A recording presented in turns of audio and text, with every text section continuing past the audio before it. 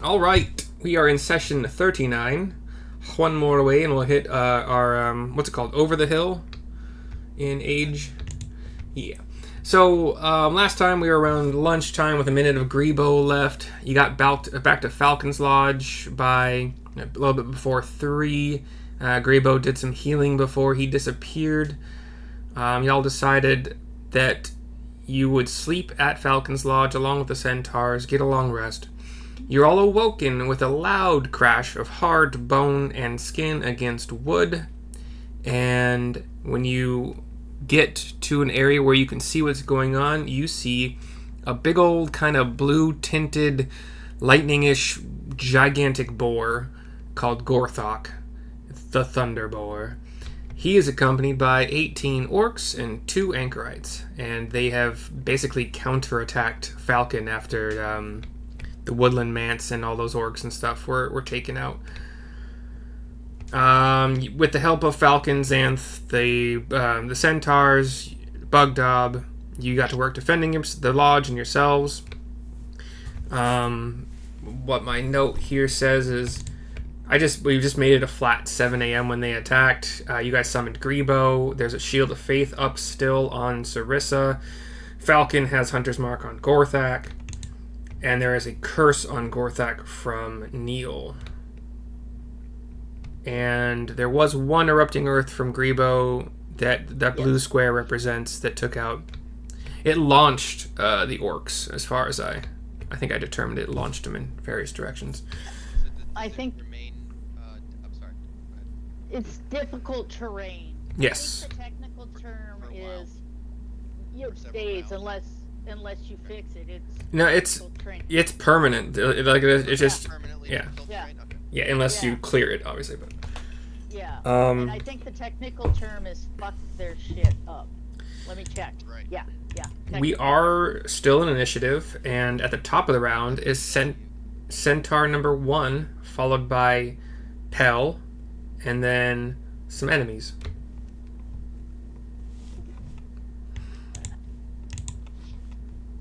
And Centaur 1 is in the north here, next to Rio. 6. And I believe... Sarissa's turn? No, Centaur number 1. That's what I thought, yeah. And I think he's the most damaged Centaur aside from... No, Xanth is not damaged, so just Centaur 1.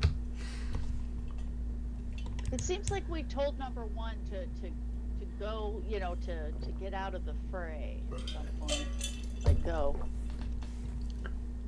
It's up to whoever's controlling him. Yeah.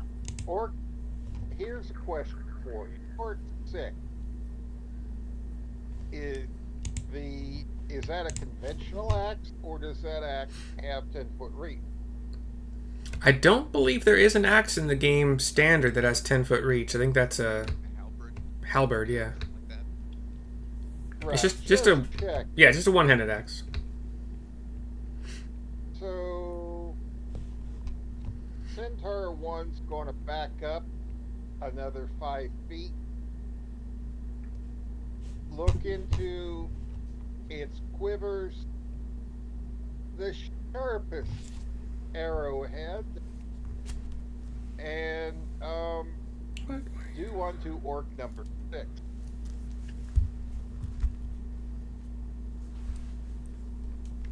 All of the pictures you just took are sideways for some stupid reason. Okay, yeah, give me that attack. Vishnu, off my keyboard. It just...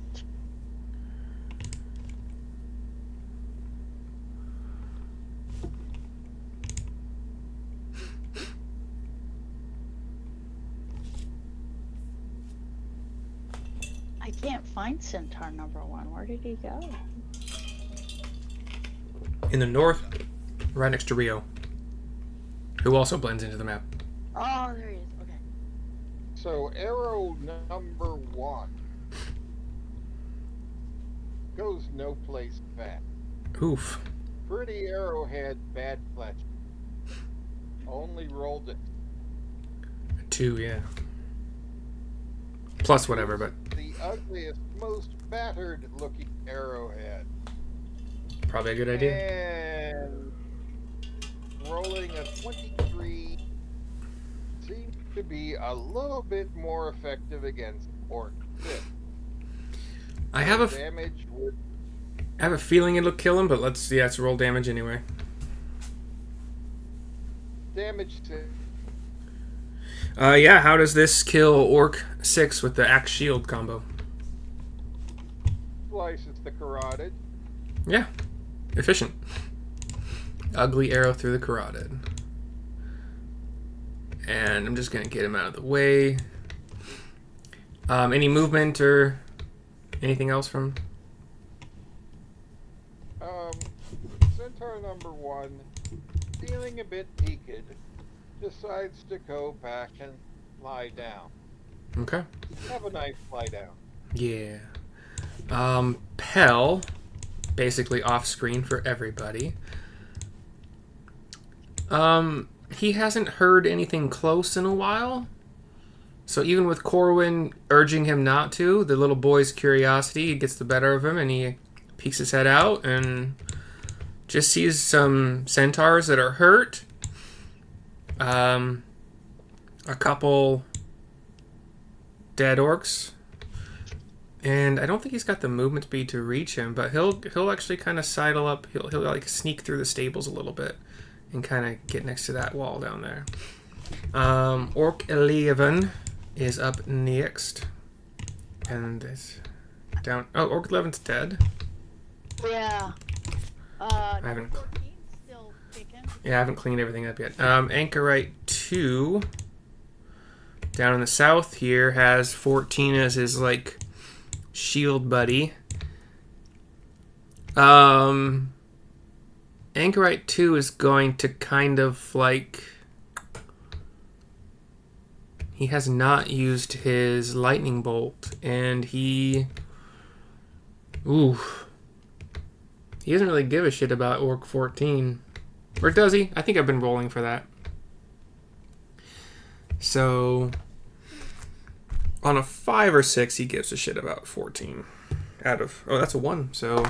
Alright, so he gets into position for a lightning bolt to hit centaurs 2, 4, and 3. So I will need dexterity saves from the centaurs. Yikes. And they have a +2 just as a reminder. Vishnu. Vishnu just knocked my dice off. Now I can't find it. Nice. You're so helpful. 18, 16, and 9 effective. So, yeah, everybody saves except for the most damaged one. So, number 3, because I said 2, 4, and 3. Is that how you rolled it, or did you roll it 2, 3, and 4? I rolled an 8. No, but, okay, never mind. So, we're going to say that numbers 2 and 4, because in the order from right to left, in the path of lightning bolt, they both save. Number 3... maybe doesn't see it in time with number 4 blocking his field of vision, and 8d6 damage minus or in half for the other guys. So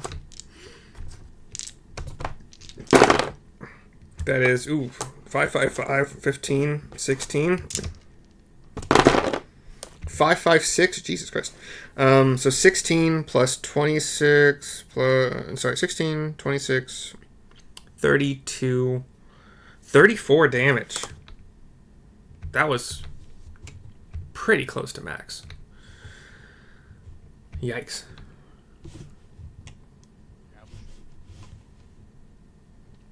So 2 takes 17. 34, 25 minus 17, 42. And then this guy's at 0. So we'll turn this centaur upside down as a recognition that he is currently at 0. And I think 42 is... no, sorry, number 4 is, like, really bad off right now. Oh, and the orc would probably also have... Okay, in D&D, they're supposed to have awareness of every combatant at all times, as long as the combatant is not hiding. So he knew the lightning bolt was coming, still rolled a 9, so he's going to take the full 34 as well, which definitely wipes him out. Who takes that? Orc 14. Ooh. Who is right here. Centaur 3.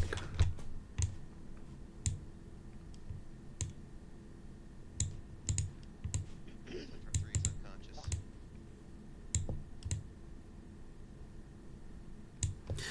Alright, just moved him out of the way. Okay, sorry for that long... Oh, I see what it's doing. Alright, and then Centaur... Sorry, and then... He'll use the rest of his movement speed to get over next to the boar. Kind of try to have a little bit of help. Corwin will follow Pell. Orc 4 is up in the north here. He's got double daggers. He is very outnumbered. Unless he rolls really dumb. So on a d20, if he rolls a 6 or lower, because he's an orc.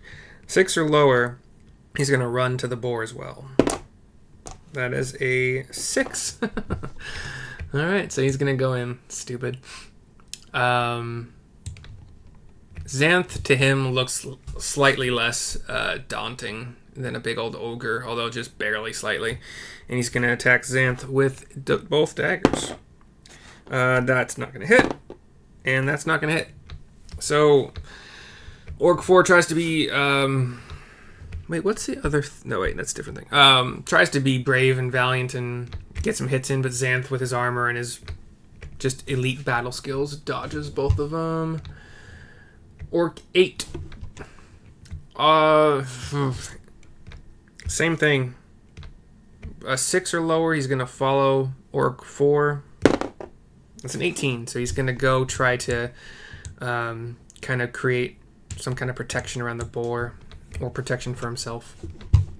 Sarissa, followed by Gorthak and Falcon.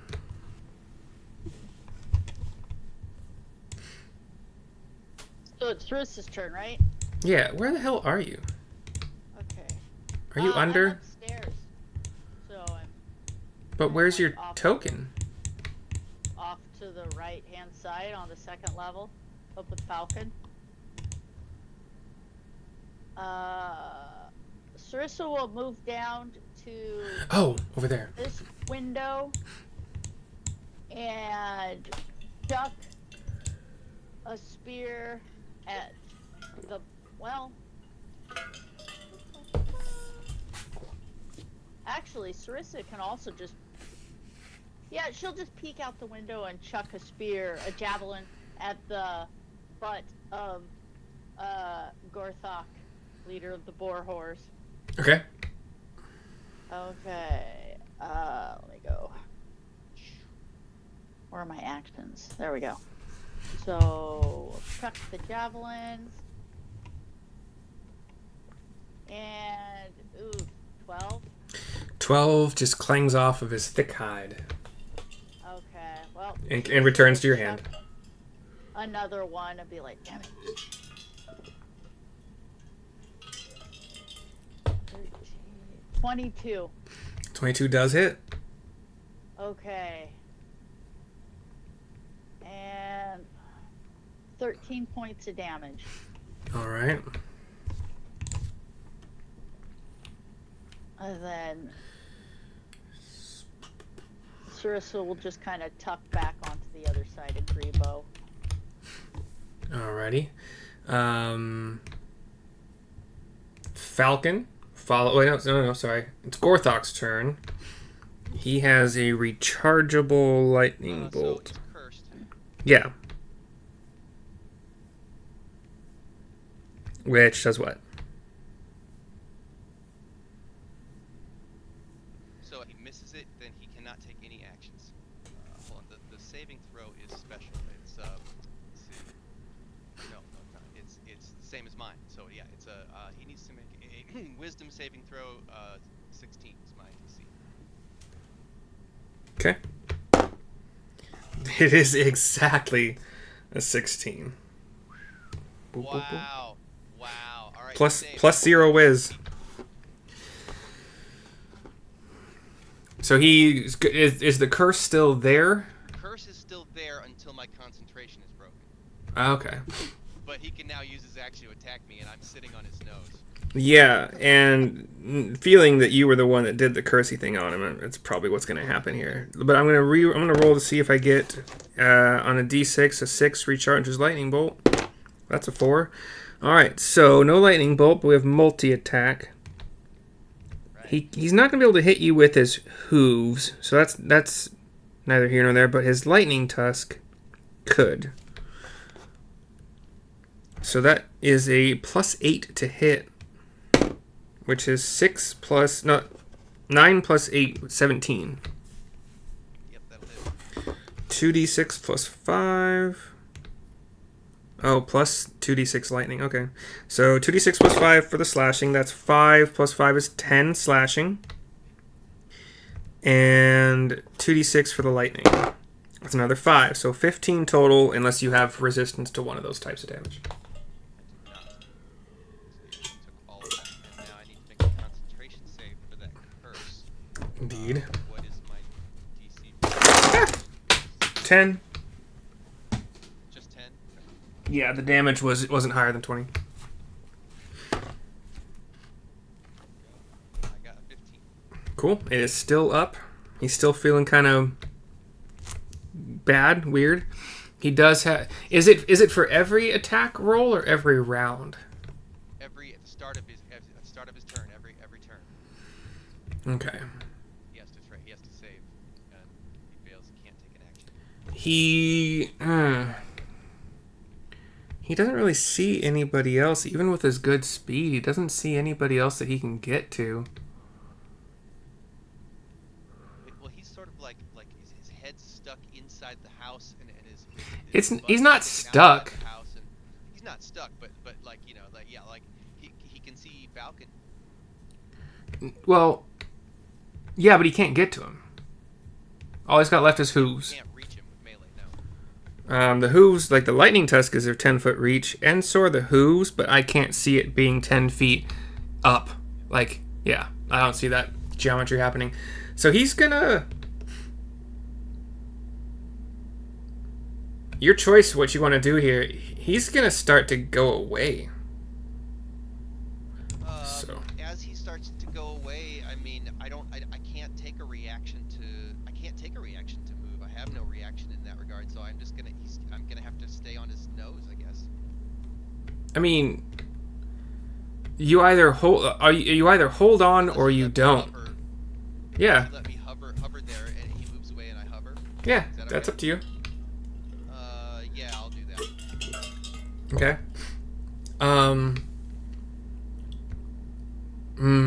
How tall is he?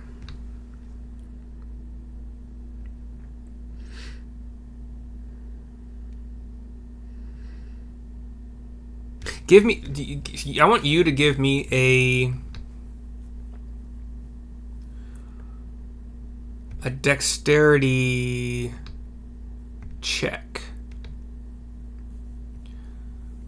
Like, Just a dexterity check. would my acrobatics wouldn't apply? I'm proficient in acrobatics. So here's the thing. He's going to pull. He's not stuck. He's gonna pull, like, start walking backwards at first, and before he turns and can. But I'm assuming you're dropping from him as soon as you feel him. Like, it's up to you where you want to drop from him. So each of these little squares are 5. So we got 5, 10. So just. Well, ideally, on my next turn, I would just fly up to the staircase where Sarissa is. So if I'm just gonna hover. You want to stay there. I need to hover in place where I was until my next turn. Okay.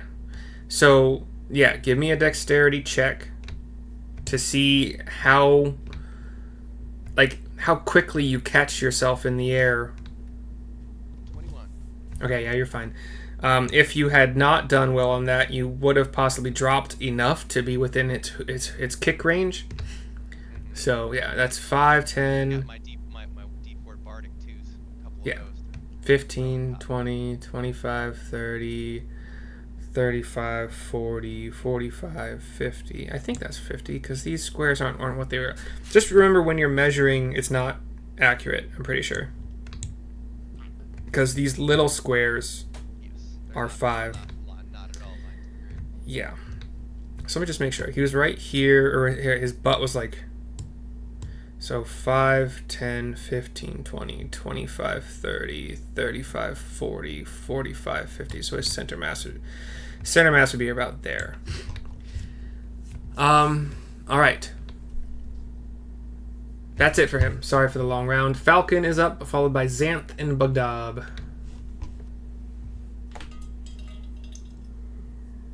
Falcon is up. Falcon will take a longbow. Falcon now does not have a shot. I don't believe so, yeah. He does not have a shot at all now, unless he can move to the window.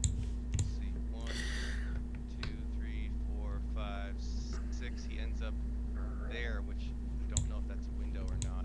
I think it is. It just doesn't have a white piece for some reason. Okay, so from there, does he have a shot? Yeah. Stay with his longbow. Okay, he'll target the Gorthak. Actually, you know what? I don't know what. Target the anchorite number 2 longbow. Okay. And I had nat 20. Damn. I don't think the anchorite will survive, but let's find out. That's 1d. Falcon is 10 plus 2. No, 1d8 plus 2. Falcon's longbow is 2d8 plus 2 naturally. 2d8 plus 2. Yep. And you can do my crit rule, or you can do a simpler one. It's up to you. Yeah. So how many do I roll for yours? You would roll 68 and take the top 4 dice. 68. Yeah. Let me do that in. So, I'm listening. Vishnu literally stole one of my D6s, so Like, ate it? I'm listening. I'll be back. I don't. Oh, please God, no. I don't know. She grabbed it, was batting it around on the floor, and then I turned around and it's gone. And I'm like, okay. I think people don't smack their pets enough anymore. Okay, cool. I did it in D&D Beyond. So 6d8, and then I can take the. Which one's the? You have. Or throw out the lowest. Throw out the 2 lowest. So throw out the 2 lowest. So 4 plus 5 plus 8 plus 3. So 9 plus 8, 17 to 20. Plus your 2 from just. Plus my 2 extra. Yeah. Yeah, so 22. All right, and that's at the anchorite, right? Yes, right 2. All right. It hurts him. Okay, well then if he's not dead, then he'll Nope. quickly grab another arrow, like the badass the Falcon is. Take a shot, and this time he misses. It was so low you're guaranteed it to miss. It was a 6. Does Falcon have? Well, Falcon has Bardic. Okay. And so he has a +4, so it would have been 10. If I throw a Bardic on top of that, which is 1d6, let's see if that makes the difference. I rolled a 4, so 14. And yeah, 14 does hit. The Bardic came in handy. So we used his Bardic, and damage would be, I rolled a 6 and a 3. 9 plus 2 is 11. All right. So 33 damage overall to that anchorite. Any more movement? That's all his movement, right? Yeah, that's all his movement, yeah. Copy. So Xanth, followed by Bugdab.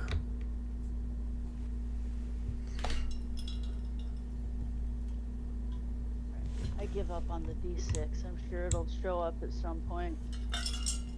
Alright. Xanth. I really hope she didn't eat it. I can't see her eating dice, There- but There would be no purpose in eating it, but animals are dumb.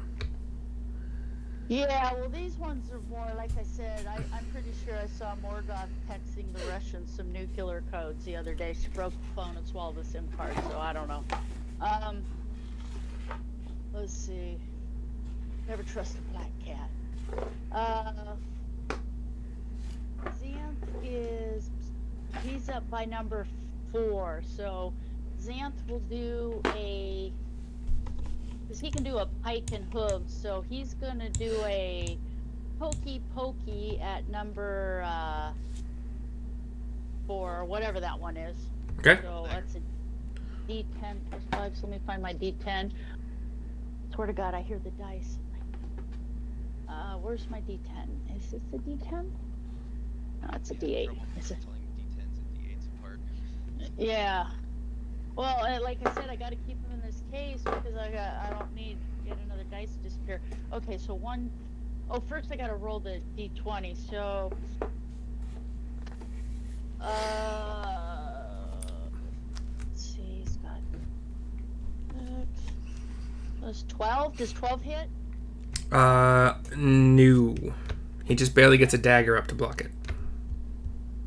Okay, so he'll do the hooves then. Okay. Oh wait, no, it's not. It's 13. My bad. 13. Does 13 hit? 13 does hit. Okay. Let me circle that. I was looking at Bugdob, not Xanth. So okay, 13. Okay. The pike is 2d6 plus, right? 2d6 for pike, correct? Hooves are 2d6. Pike is 1d10. 1d10. Okay, yeah, that's right. I knew that too. So yeah, I'm staring right at it. So 8 points damage. Okay. It hurts. And so after he pokes him, he's gonna do the hooves. 17. Hits. The 4, 10, 15 points of damage. Oh yeah. Pretty good with that one. That's the demise of this one. Oh really? Oh yeah. I didn't well, buff their hit points like I probably should have, but Okay, so Xanth does a little pokey, stompy yeah. on this guy. He uses his hooves to punt the dagger orc off of his pike. Exactly, like. Boop. Movement from Xanth. Xanth will move back inside the door. I can see Xanth being like, "Follow me, Bugdob," because I'm at this point. They've been up here fighting. Oh wait, Rio's still there, so they're not alone. But yeah, Xanth will stay right here because they're still well. I could see Xanth kind of tucking in and surveying the courtyard just to make sure. I guess he would kind of know that number 1 tucked in there. So yeah, he'll just duck around the corner to just see if to yell at number 1 and say, "Hey, how you doing, buddy?" Take care of his brethren. Gotcha. Bugdob. Yeah.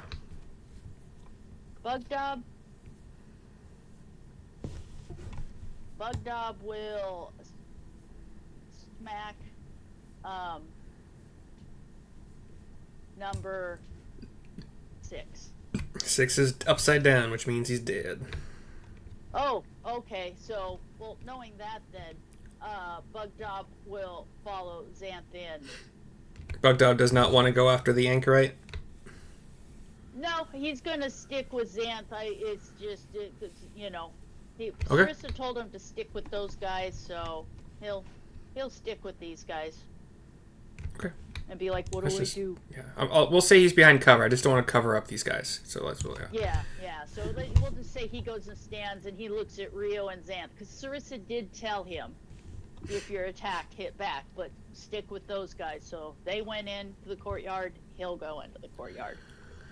All right. It is Okay, anchorite what do you want 1. me to do?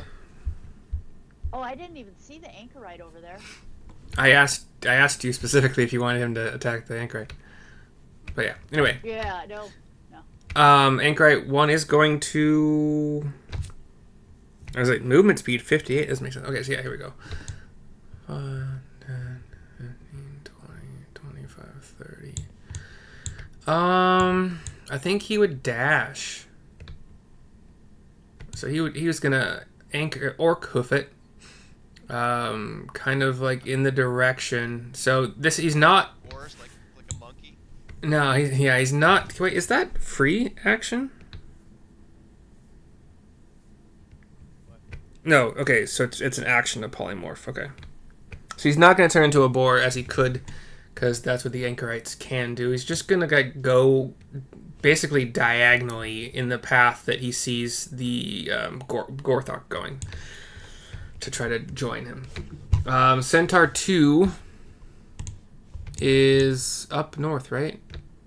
No, where is he? Centaur 2 just got hit by a lightning bolt from an Anchorite that then disappeared to the north around here.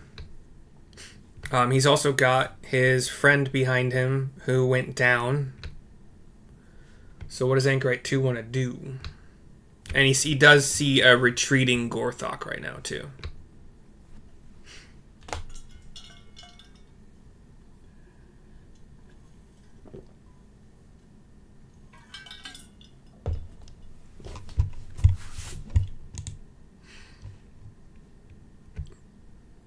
Bartholomew.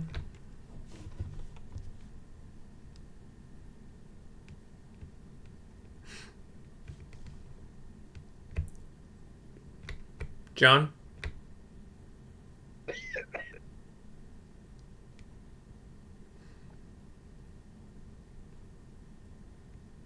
Don't die. Excuse me.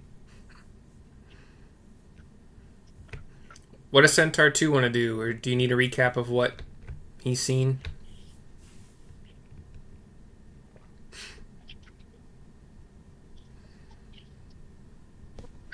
I'm sorry, I didn't mean to move cursed. I'm just trying to move around to where I can see whose area in detail. Thank you. I've already focused there. Yep. So right now, 2 doesn't see an orc or an anchorite. Yeah, only sees the big boar running away. He knows the Anchorite that shot him with a lightning bolt went this direction, and he knows that his friend is down. Right, and doesn't have any ability to do anything about helping number 3. I mean, Make a heal check. medicine check. Healing pick to stabilize him, right? That's the only thing. Yeah. Without a heal spell. I would say they probably don't have potions, or at least if they do, they have like very few and they're very coveted, but they would know how to stabilize and help their fallen brethren. So he'll leave that to number 4. Okay.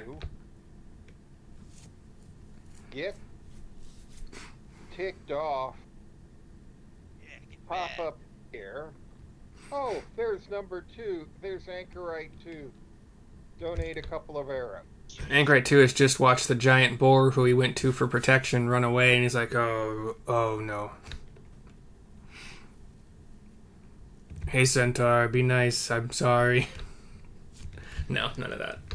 11, I presume, miss. 11 does miss.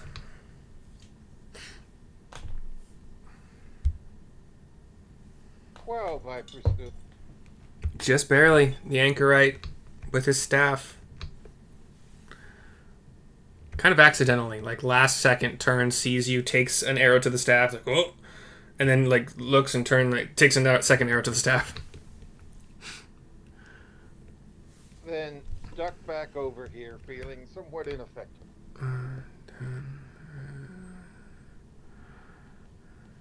Yeah, that's probably about right for movement speed. Okay. Centaur number 4.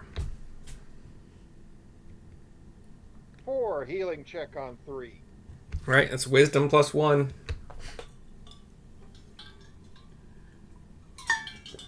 I actually Wait, don't you need it? Wait, hold on.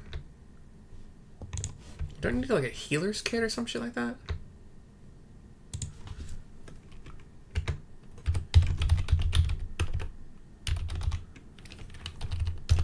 $5E medicine check to stabilize.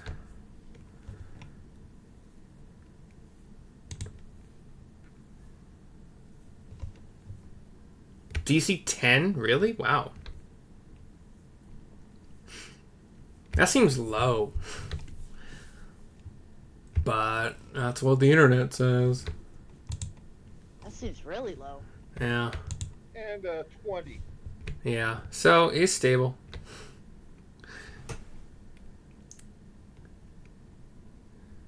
Next better.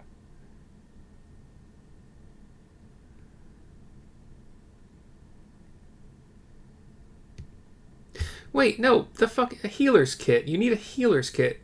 It's a leather pouch containing bandages, salve splints. Has 10 uses. As an action, you can expend one use of the kit. Oh wait, no, that's without. Wait, without a wisdom check. Okay, there you go. Yeah, it's just like auto stabilized. It does seem really low, but like you're doing it during combat and you're wasting an action, and maybe I don't know. Maybe that's it. So 3 is Great. no. Just no. He doesn't get hit points back until taking a long rest. And wait, there's another thing. There's like, don't you roll for a certain like a D4 number of hours that they're. Oh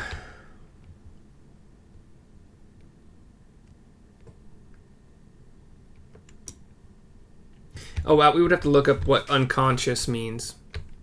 Or wait, not unconscious, but stable but unconscious. But if anybody else wants to do that, like in the rule book, then let me know. But he's at 0. No more death saving throws. Not that he had made any yet. But will not recover hit points until. I think it's an hour. I think he gets like 1 I think it's hour. like No what? other healing. I think it's like D4 plus 1 hours. Completely off topic. Remember how I had that big black box that was covering the bottom big chunk of my screen?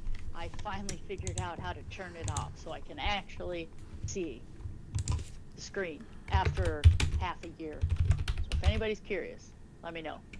Sorry. Does remain unconscious. Stops being. Oh, so it is one. Okay, the creature stops being stable. Must start making death. Okay, it takes it. Okay, stable creature isn't healed regains 1 hit point after 1d4 hours. That's where that came from. I don't think I'm. 1 hit point after 1d4. I'm probably not gonna have to roll that. I assume somebody will fucking heal him, so I'm not gonna roll that. And then keep track of it somehow. Yeah, no, thank you. So Neil, you're up. You've just fallen off a boar that has run away, followed by Grebo and Rio.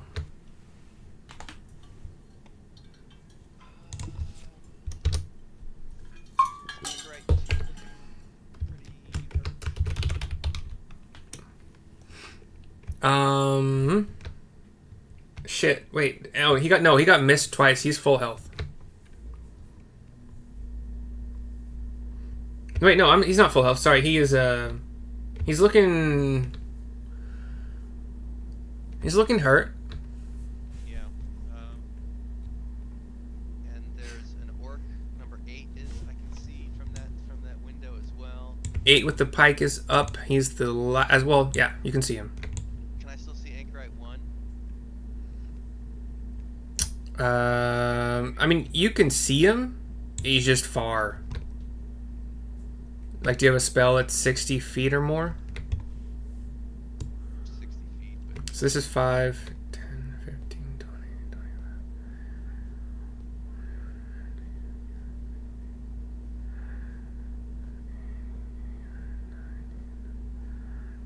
25. He is 105 feet. oh, right. Yeah. Yeah. I'm gonna cast Dissonant Whispers at 2nd level at orc number 8. Okay. Well within range. Wisdom saving throws. Alright, I've been training my dice to roll 20s. It rolls a 3. Alright, then he will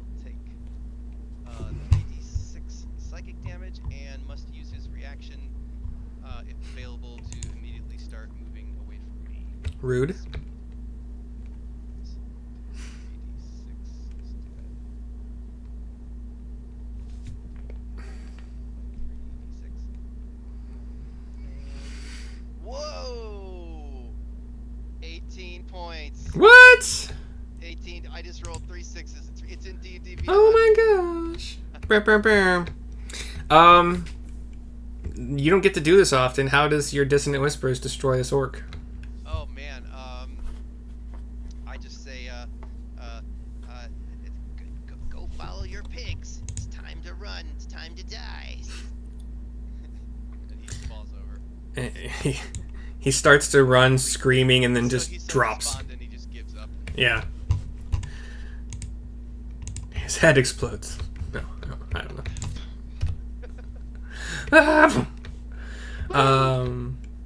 Any movement or bonus action from ya?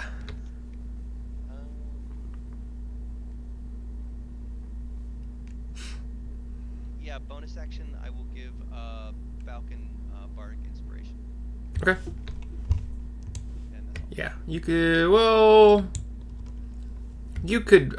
You could probably fly up a little bit to see him to do it, but you're on the bottom level underneath this. No, I'm on.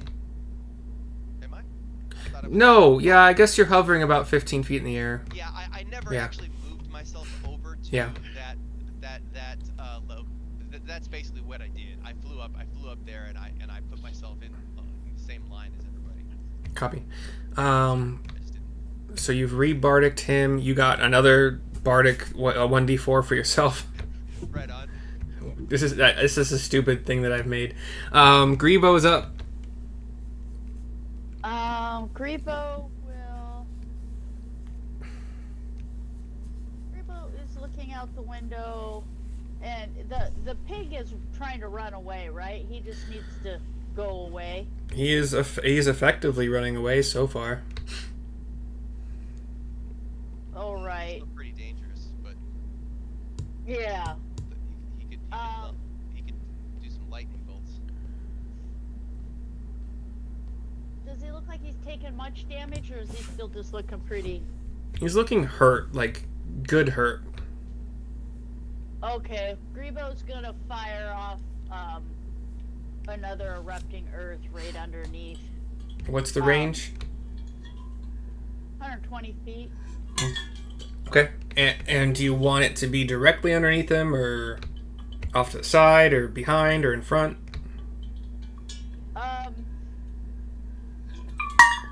Just directly underneath him. Okay. I think. Like I said, it just because this boar, it seems like he's firing off lightning left and right. Like he doesn't seem like the anchorites where they do it once and that's it. He's done it a few times, hasn't he? I remember it only happening once so far. As the first round, he didn't have anything to fire at. Yeah. So yeah, Grebo's gonna do a erupting earth because it seems like he's the big bad. Oh, well, I mean, He yeah. needs to make a dex of 14. Okay, not super dexy, but not bad. 14 exactly again. So he This saves. is stupid. Yeah, 14 saves, but it's still half damage. Okay, hold on. I think, And- right? Does he have to do it at a disadvantage because he's cursed or no? That's not how it works. Okay. Thank you for the answer, Neil, because I was going to ask you. So, so 3d12, 8, 5, so 8, 5, 6, 7, 8, 21, but he only takes half, so half of 21, so he would 10. 10 and a half, so 10 points damage, right? Yep. Okay. It surprises me. I listen to those podcasts sometimes, and they just get like resistance wrong. It's like one of the first things you learn about this game, how resistance works. They always round up. I'm like, why? Stop it! Don't do that. You're done. Yeah, you're supposed to round. Round down. I even remember that from being a kid. Oh. Anything else from Gribaud? Gribo will. What is the range on? I have. What is the range? You had to count the actual. The range for what? I was looking at, like I said, my magic stones, but I've already used, like, I can use an attack of magic stones, except for No. I have to use my sling, because I can only throw it up to 60 feet, and You I'm can't. pretty sure. You can't bonus action with your stones. So. You have That's difficult terrain, too. Which Yes, is I put the down. blue. Somebody else copied another blue.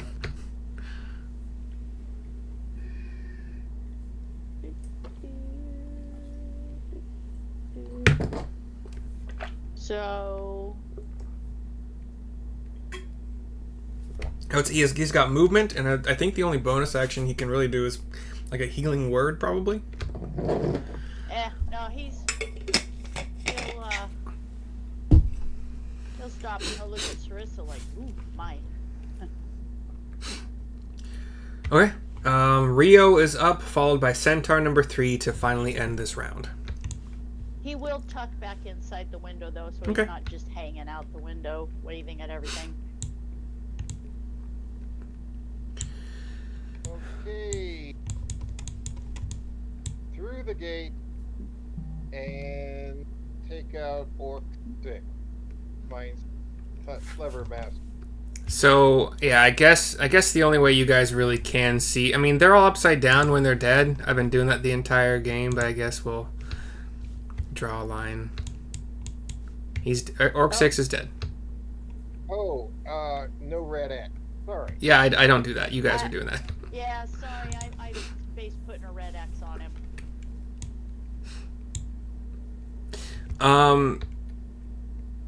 You could get out far enough to see the Anchorite 2 down here if you want to keep kind of rounding the corner, or you could probably see Gorthak pretty easier than that.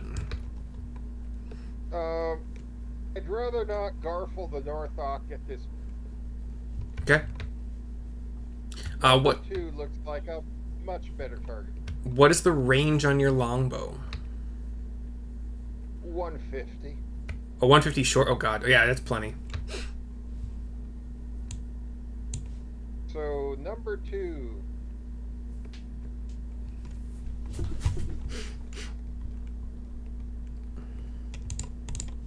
"12, I presume, is a miss. It is. Y'all have been rolling some pretty low hits. But 17, I presume, is not. It is enough. So 13 points of out. Okay.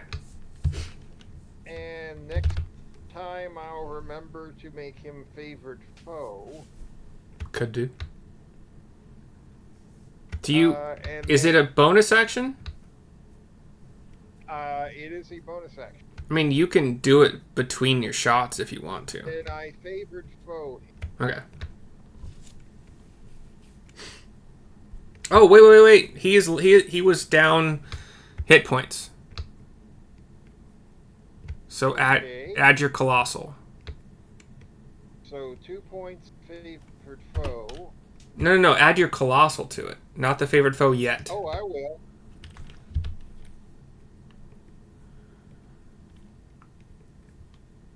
And would that be considered a sneak attack if I just come around the corner?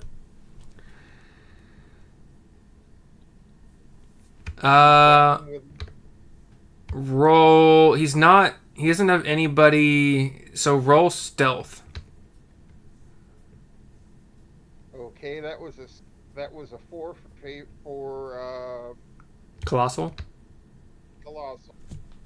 And now a stealth roll of 16.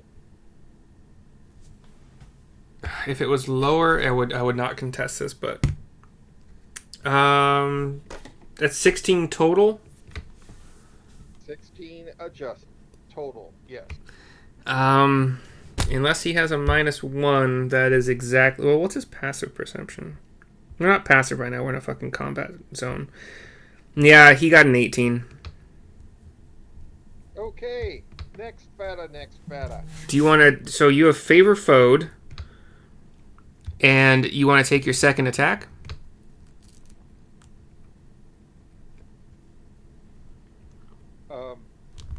I mentioned my low roll on my first. That was the first one. Oh, the first one was like a 11. Yeah. Okay. Then. Oh, okay. I see. So favored. Okay. Then yeah, sure. And then any more movement to duck behind or anything like that? Duck back 5. Okay. You're out of sight right there. Centaur 3 is stable, does not need to make death saves, but is unconscious right now. Back to the top of the round. Centaur 1. Is he going to stay where he is? Oh, more. Yeah. Okay. Last action. Holler at Centaur 1. When you're through with your nap, come out and join me and we'll see who's the better archer. All right. Centaur 1 hears that. Is he still going to remain? And he gets a little bit shamed by that. Gallops out, join me. Let me just make sure he's got 50. Is he dashing? No, he's got 50 movement. 50 is right here. Remember, we're using little squares. Okay, so he'll be here. Okay. I'm assuming he's not going to do anything from there, unless he wants to shoot it. That's all he can do. He doesn't want to shoot an arrow at Rio? No. Okay. Pell ducks out here. Pell sees that nothing really bad is going on right now, so he's going to come out here. And he's going to feed a good berry to number 3. Vishnu just stole my lipstick. You got to kill this cat. No, I'm just kidding. It's my fault. My fault. So he's going to give a good berry to number 3. So number 3 now has 1 hit point. He he shoves it in his mouth and makes him chew it.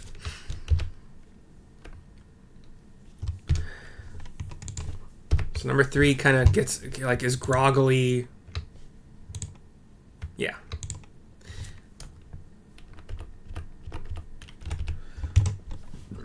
And then Pell like, kind of gives him a little pat, like, you're going to be okay. And now it's Anchorite 2, who just got a lot of damage upon him in a short amount of time. And doesn't really know what to do. What do boars have as far as run speed? Run, you stupid little anchorite. That's what you should do.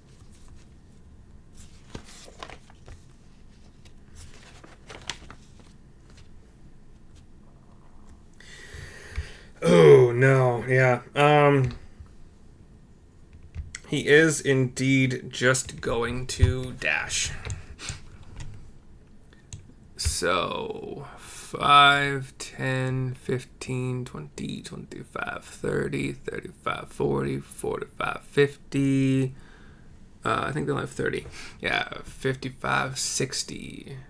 And this is just like grass getting into some trees, probably around like this line where this tree is. I don't know. What? Oh shit. Whoops. It was like right here though, right? I don't know. So these guys are forming a triangle right now, pretty triangle. And Corwin is just kind of gonna. He still feels protective of Pell, so he'll come up here with Pell. Sarissa.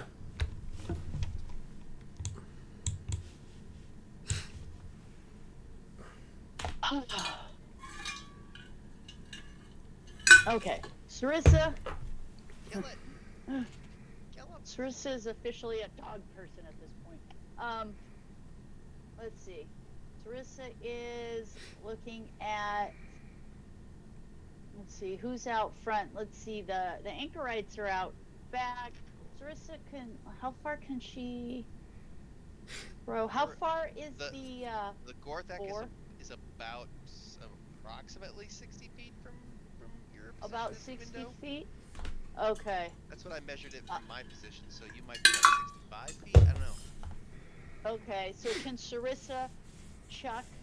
Because I'm disadvantaged if I'm less than 30 feet Right. with the More than thing. 30 feet. Yeah. More than 30 feet. Okay, so Sarissa, can she chuck her javelin at Gorthak? At disadvantage? Yeah, sure. Yeah.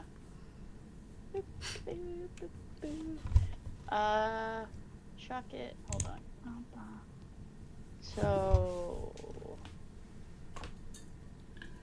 and then so 20 for the first one, and I can't see that one. 23. So 20. Jesus. Good Finally. rolls. Yeah, That erupting earth, I got absolute shit. it does hit. Okay. Let's see, 1d6 plus 8. Right in the flank. I got my dice back from the cat. Please. Yay. Now I just need to find the lipstick. That's gone. Alright, 2 plus 8. 10 points of damage. Okay. And she'll chuck it again at the board. So 12 and 22. So 12? 12 does not hit. It strikes off the butt. Okay. Okay. Or gets thwapped away by the tail randomly. And she'll Bonus action?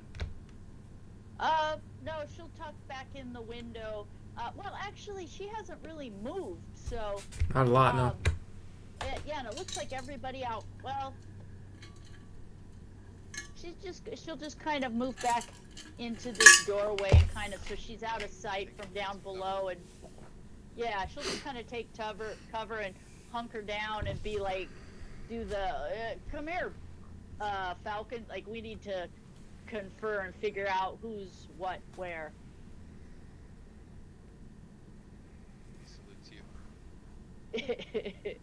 Fuck off, I got my own things to do. Okay, Gorthak is up. Okay, he needs to make a wisdom saving throw. DC. Bully. You bully. It just never... Oh my god, another 16, dude. Yeah, he gets his action. This is stupid. It just... How long does it last? A minute? Yeah. Oh, okay. Yeah, we're not tracking it, but I doubt we'll go 10 rounds.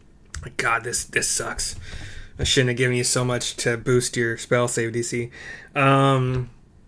You're making it. You're doing. I know. It's awesome. I have not modified these guys based off of your increased abilities beyond what you probably should have at your level, and I probably should, but I'm still getting attacks and stuff. And you guys are heroes, so that's right. Let's see if he gets his lightning back with his trained to roll a 6. That's a 1. Never mind that. So no lightning. No multi-attack. He's gonna dash, man. Yeah. He's done with this shit. So 5, 10, 15, 20, 25, 30, 35, 40, 45, 50, 55, 60, 65, 70, 75, 80, 85, 90, 95, 100. Who Boise? Okay. And that's his turn. He's gonna try to... Like, he's definitely bloody. Like, beyond bloody at this point. So, self-preservation, I guess. Falcon. Falcon, I don't think he has a shot. Well, longbow. What's the short range? I think we said 150. One. 150. 150. Then I think he just does. Just barely. I Okay. counted it, but 5, 10, 15, 20, 25, 30, 35, 40, 45, 50, 55, 60, 65, 75, 80, 85, 90, 95, 100, 105, 110, 10, 20, 25, 30, 35, 40, 45, 50. oh! Just like Just 5 feet out of range. short. He can still at a disadvantage. And he's got Hunter's Mark on him still. Okay, yeah, with disadvantage. My low roll was still a 16 plus 4, 20. That does hit. And 2d8 plus 2 is a total of 5 points piercing damage from that arrow. Gross. 2d8 plus 2 is 5. Yeah. Gross. Okay. And then plus your D6 Hunter's Mark. D6 Hunter's Mark. 2 points for Hunter's Mark. So 7 total. So total. And then I can take another shot at disadvantage. Yeah. And there is a cocked die, but that's pretty much, yeah, that's a 6. So that's Okay. a 10. And he has Bardic, so 10, he can throw his Bardic. This He is, rolled a 6, so 16. that hits. Yes, Bardic came in handy, alright. That would be 5, 3, 8, 10 points of piercing damage. I think Hunter's Mark is only 1 time, right? Per round. Yeah, Sorry, you said 10 points? 10. Gorthak has taken 109 damage at this point. Bam! Falcon's awesome. I love all these archers in our party. Right? Centaurs, How Rio. many points of damage? He has taken 109. Holy guacamole. I buffed him, and it really has made almost no difference. So, Falcon. So Xanth is up, followed by Bugdob.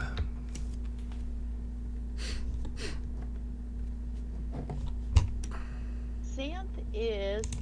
So those guys are.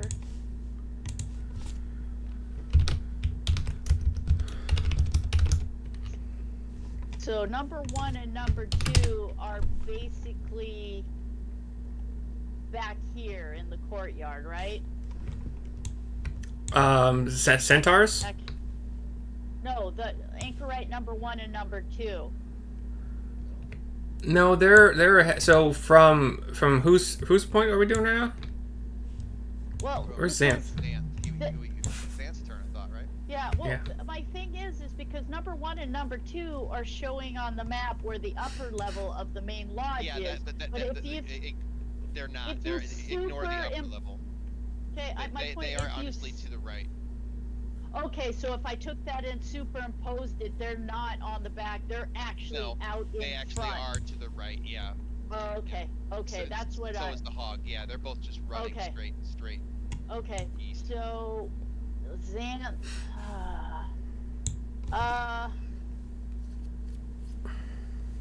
Let's see, and where's his hurt buddy at? He's out front. I don't Oh yeah. think Xanth doesn't have a healing potion on him though. So Xanth will tell number 1, stay here, don't fight. We need to get you a healing potion, like, because he's the leader. So Xanth Yeah, will, but here's what I don't want to do. I don't want to take away player agency from Rio. oh, for that's controlling right. him, Okay, so- well, fine, go get killed. Oh, yeah. Let's see, how far? Xanth can move 50 feet, I think. Yeah, yeah. Yeah, 50 feet. So, let's see, he can move. So he can move to, out here. And he can. Well, he's got a long bow. Yeah, he would be within range to longbow 1 or 2 probably, but not Gorthak. Okay, so he'll come out. Yeah, how far? Just count out how far he can go. He can go here. Okay, he'll go here, And from there, then, he actually might be able to hit Gorthak, because it's 150, right? No, but Gorthak's still moving away, correct? Yeah, they all are. Okay, he's gonna take a shot at, because number 1 is the one that fired off the lightning and hit poor Bugdob. Yeah, I think so. He's gonna longbow at number Also, 1. longbow. Anchorite 1 looks entirely healthy as far as my notes go. I don't think he's been hit at all yet. Yeah. So, yeah. So Okay, go ahead. So he's gonna, and longbow, you only get 1 shot with the longbow, or does he get 2? The centaurs, I think, do 2. Yeah, because I have 2 next to it, because he can either pike and hoof, or Yep. I have 2 longbows. Yep. Longbows just have Okay. less to hit bonus. Yeah. And less So- damage overall. 18, does that hit? It does. Okay, and he's, let's see, it's only 1d8, so, oops, that's a d10, so that would not be good. So, 1 plus 4 points of damage. And that was plus the 2? Yeah. Okay. Okay. Anchorite 1 has finally been hit. Just takes And- an arrow to the back shoulder. He'll pull out a second arrow Yeah. and be like, 19, but yeah, he hits, like Okay. 26. And then he's gonna... It's only plus 4 to hit. Okay. But still, it hits. 19 plus whatever. Plus 4. Okay, 4 plus 4 to hit. Yeah. Yep, I have a plus 4, but 19 and, yeah, 4. And then a 4 plus, so 6 points of damage? Okay. That's better than nothing. It hits him in the other shoulder. He's a pin cushion now. And he, well, that's all of his movement, so... Yeah. Alright, Bugdob. Yell, your mother was a hamster and your father smelled of elderberries. I fought in your general direction. Bugdob is up. Oh boy, Bugdob. Bugdob cannot move. He can only move 30 feet, I think he has 40. 40 feet, because he's so big. So Long strides. he could move to rate about right here. Sure. Okay. He's following Xanth. What do I do? Oh, okay. So yeah, he will always be about 10 feet behind Xanth unless there's some dashing. Yeah, I mean he could dash, but Do you want him to? Sarissa told him stick with Xanth or kill anything that attacks you, so I can't see him just running past Xanth and going off and doing his own thing. You guys are... I like how this ogre has no battle rage whatsoever, but... Oh, It's- well, I it's thought okay. that- So do ogres, like, once they start fighting, do they just lose their shit? There's nothing in the book about it. It's just he is a very well trained ogre at this point apparently, which is Yeah. fine. Well, Very domesticated. Yeah, yeah. He has kitties, he has armor, he Yeah. has all the food, he has money. yeah, and he's not being forced to like fight to the death. So he's No. Anchorite And 1. Sarissa said if Go ahead, sorry. anything attacks him, fuck him up. Because this is a tad boring for me, I'm gonna declare that these guys do have a chance to recharge their lightning bolt, but it's extremely low. So it has to roll a 20. That's a 10. So still no lightning bolt. He's gonna keep rolling or running. 5, 10, 15, 20, 25, He who 30, fights 35, and runs 40, away lives to 45, fight 50, another 55, day. 60. So again, he's not up here with Sarissa, Yeah, but he's so, out in the... I'm so sorry about this. Centaur numero 2, down south. So if I'm measuring 50 feet, he's actually 100 feet away at this point. I Yeah? think the ratio is something like, for every 5 feet that measuring tool does, it's actually like 7 or 8. But I haven't measured it out, so. So 30 would be something along the lines of almost 40-ish, I guess. I don't know, whatever. You have to count the squares, Okay. it sucks, I'm sorry. I mean, if we weren't playing on Owlbear, you have to count. Anyway, Centaur 2 is up.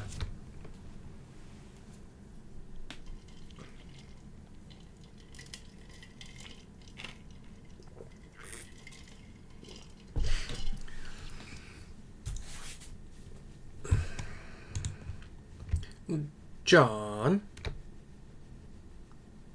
Centaur 2. Yeah.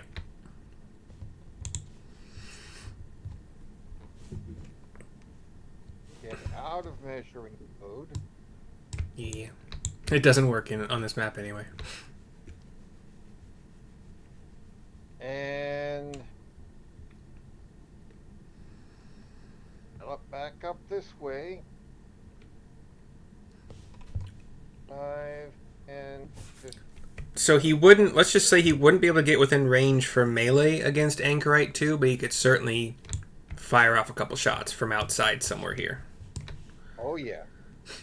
And has a faster movement speed than they do, unless they're dashing, but then they don't have their actions, so... If you want to get, like, in good follow distance, but still shooting, you could. And then you could catch up, probably. Maybe. No, they're Arrow dashing. number 1 is an 11. Miss. Yes, that misses. Arrow number 2 is an 18. That's a hit. Does hit, yeah. Could this be the end of Anchorite 2?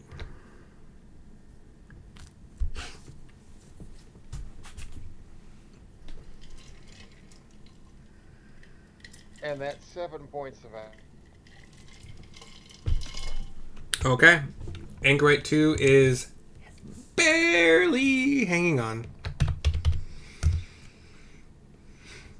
Do you want to use all of your movement points to kind of just make sure you're going to stay in range each time, or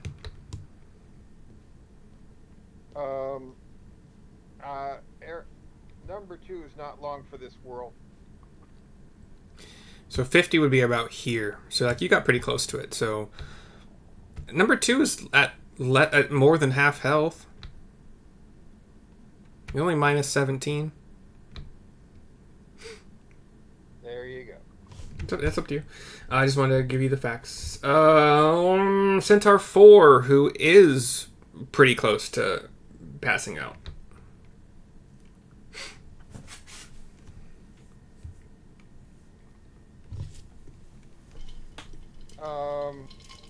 He'll get up and join his buddy on attack. Okay. After all, at this range, 2 isn't likely to do anything. Never count a centaur out.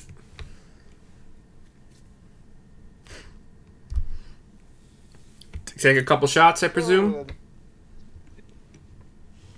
The hit. Sorry, what was that? Damage. 19 to hit. Okay. Damage.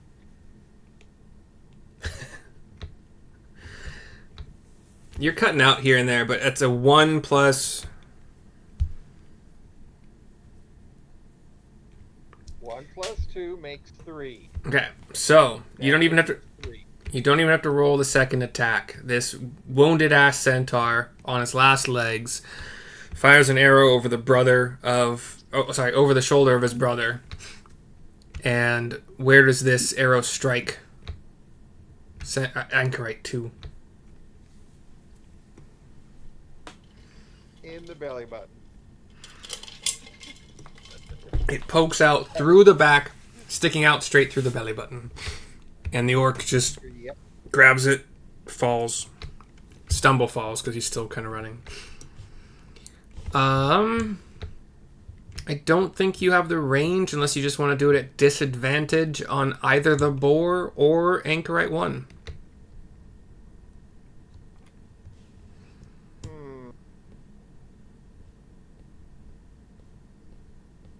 Let's take a look. No, you have the fucking range because longbows are 150. This is stupid. Longbows 150? That's so stupid. Yeah, we're going to say... Yeah, that's what the French said at Cressy. Yeah, fucking, yeah. When I played Age of Empires 2, I almost always played the Britons for their... They weren't just called longbowmen, were they? In that game? I think they were. But yeah, so no disadvantage, straight shot on number 1, but it would be disadvantage on the boar. Number 1 with an arrow. Fail. 9 doesn't go any. 11 doesn't go far enough. It's a long shot. It sails over him. They do have a +4 to hit with the longbows, so it was a 9, like you said. Cool. Yeah, it sails over his shoulder. Maybe like a little wince of pain in like during the shot, just tweaks the shot just a little bit. And Sir Neil. Oh man, Neil can't really do much at that range. I'm wondering if since you guys like your level doesn't really matter right now, like you're being on the 2nd floor. It's like to clean this up. It doesn't matter, whatever. Yeah, We can make copies of you. really nothing that I can do except for like heal myself, but if everybody's running away, I won't even bother till after the game's over. So yeah, I'll just keep concentrating on my curse and cast turn. Okay. Grebo. Grebo is basic. So those how they're pretty far. Those guys are really far away. Well, except for how far away is number 1? 140. He's running away though. 1 is 140, and the board would be an extra 20-ish. Yeah. Grebo will look at Sarissa and be like, Grebo says to Sarissa, he's gonna go see if anybody needs healing. Okay, so where are you going? So he'll, You want to do the badass thing and jump down? Yeah, why not? It's Grebo. Like I said, Yeah. he's squishy, but he's got good dexterity. You can give me athletics or dex to do this. Or do you have any spells that would make it cool? And I would allow a modification of a spell. Well, so he has Entangle, which is Sure. basically where he can get vines to come up out Yeah. of the ground. So, like, potentially he could have them come up out of the ground and grasp onto instead of onto anything. But, get them and, like, just, do a druidy thing. Okay. So you want the entangle to, like, as he's jumping, like, cushion his fall, or... Yeah, so basically I can either have them come up, because usually they come up and grab things and restrain him, but I could have them come up, kind of wrap around his legs and his lower body and then lower him down. Okay. Does that make sense? Because they Yeah. start up out of the ground in a 20-foot square. Yeah. You want to... So, You want to have him jumping as he casts it, and like one thing creates like one of the entangles creates a spring that wraps around his legs and like just boing, but like lowers quick slowly or something. yeah, just so it kind of looks cool. So there's plants erupting from the earth, and Okay. he could come down and be like, see, I'm cool. I didn't almost kill the whole party yesterday when I did erupting earth and blew you all the kingdom come. I know what I'm doing here. I'll allow that as rule of cool for now. No roll necessary, and you can determine. Sweet. You can determine on this turn if you want that to be a bonus or action cast, based on what you want to do next. So you land. You land right about like here, and you have about 20 feet of movement left. Okay, he's gonna head towards F9. Well, he doesn't know where anybody is. He'll probably head out the front door, just out front towards the. Because what I was thinking, instead of going off the balcony, I was thinking the plants would come up and he could hop from out the window and land outside. Out He here? can see them out. Does that make sense? So this is the inside. You want him to leap to the outside? Well, yeah, because so he's inside. Okay. What I was thinking is the plants could sprout up outside Yeah. the window, and then he comes down and he lands here because Sure. all his compatriots are kind of out here. I mean, So, Grebo can probably only currently see these two centaurs, yeah, and the clipping of Xanth. So yeah, yeah. He'll do that because I'm sure these guys look a little bloodied too, and he wants to go heal. So yeah. yeah, Number I can 4 see. looks extremely close to being down. Number 2 looks Okay. like full, like more than half health. Okay. So yeah, like the plant's coming up out of the ground. Grebo hits the ground, and then how far can he get? You can reach number 4 if you want to. Okay, so and I'll admit, Grebo's looking around like I'm hoping somebody saw that because that was pretty cool. The centaurs over here are less focused in this direction, so even the wounded one is like, that was pretty sick. And Grebo's got a big shit-eating grin. So You should stop eating shit though. Is instead of even doing a healing spell, because he just used a spell, can he just hand one of his healing potions to I don't the most think- jacked up?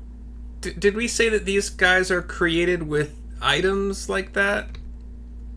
I don't think Grebo would have healing potions. He wouldn't have them? Okay. Well, Yeah, like I've been granting like a good piece of armor or a good weapon or something like that, but well, he'll just tell him that he's here. Like, okay, who needs You're- healed first, and then he can do it on his next turn. you're still welcome to use a healing spell in my game. Okay.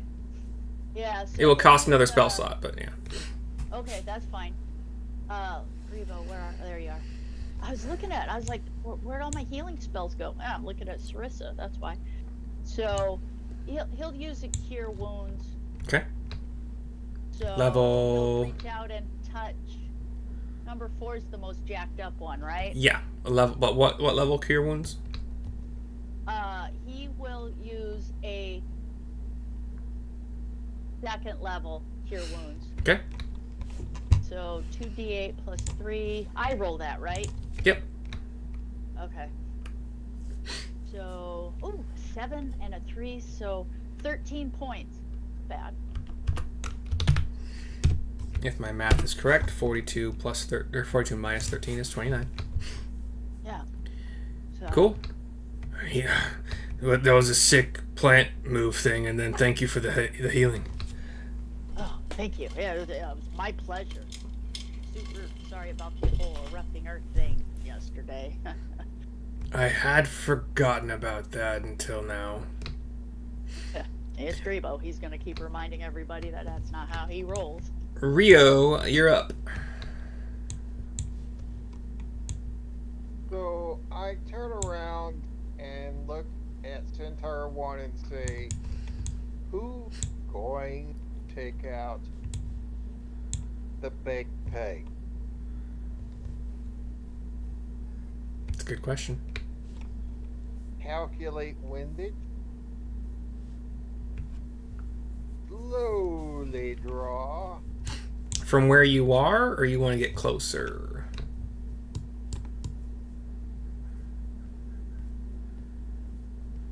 Oh, I could go 75, 35. 80, 85, 90, 95, 100, 105. Oh, you'd be within range, but it's up to you if you want to try to continue keeping up as it continues to dash away.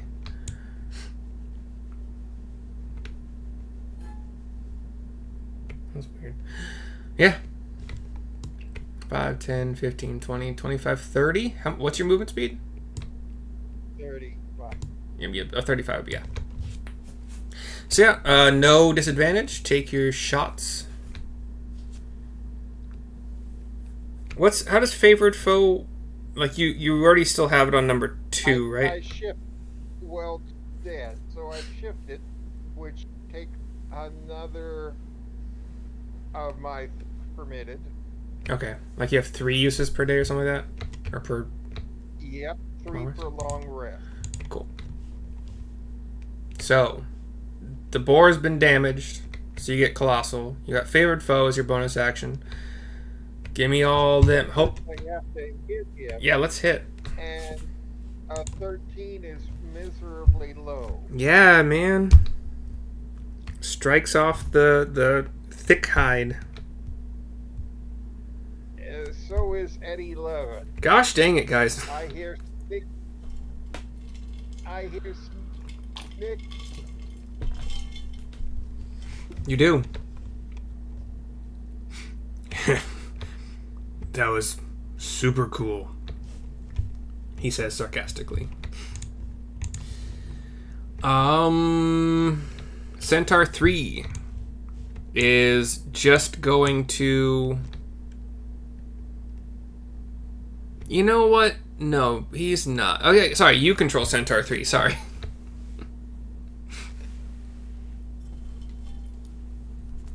So Centaur 3 going to slack. You cut out again. What, you're going to what? Slack. Slack, so they just like stay there? Yep. Okay. He is prone. Do you want him to stand up first or move anywhere or just like stay prone? Stand up, find shady spot somewhere in the pen, Okay. and collect. Cool, cool. And, sorry, what? He's done for the day. Okay. Do we want to try one more round? Or take a break here and then pick back up? Either way, we don't have that many more. I think we can get through another round pretty quick. Yeah, the enemies are doing their thing quickly. It's up to you guys to do your turns Yeah. quick, so. Yeah. Alright, Let's do it. Centaur 1. Oh, hold on. The Gorthak would have had difficult terrain for at least 2 of those. So let me just... He'd be like here. That puts him in range. Yeah, he was already in range for... Anyway, sorry, yeah, Centaur 1. Gallops up 50 feet. Says snarkily as it passes me. Now let me show you how to narf with the Gorthak.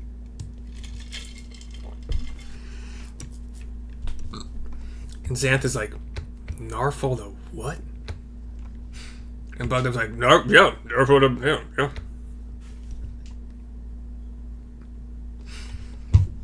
22 to hit. Show up, Rio, do it.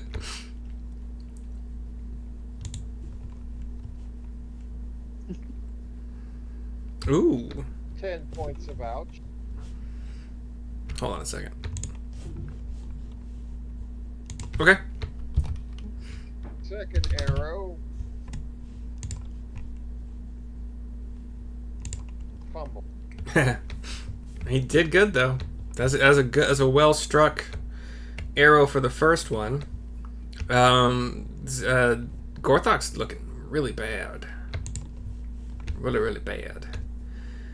Calls out to his buddies 2 and 4. Let's make this a contest for bragging. All right, Anchorite 2. I'm gonna keep rolling d20s, and if I get a 20, they get their lightning bolt back. Oh, Yeah, he's gonna lightning bolt us. That's awesome. I did not expect it. But let me just show the camera. I picked it up. Like, yay. That's crazy. All right. Oof. Now the question is, dude, yeah, those centaurs are just, they're these, well, you got Xanth and Bugdub he could hit. And it is a recharge. It's not like guaranteed he's going to use it. So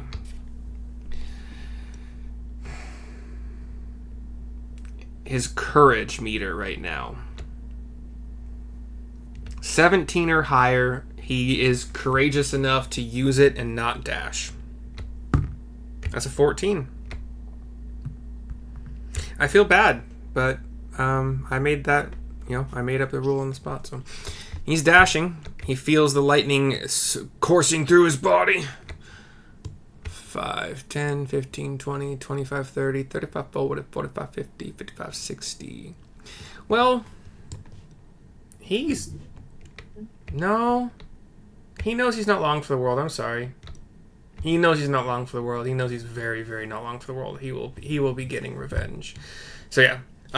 Centaurs 2 and 4, who have harried him the most, give me dexterity saving throws, which is a +2 for them. As he rolls 68? 8d6. 14 saves.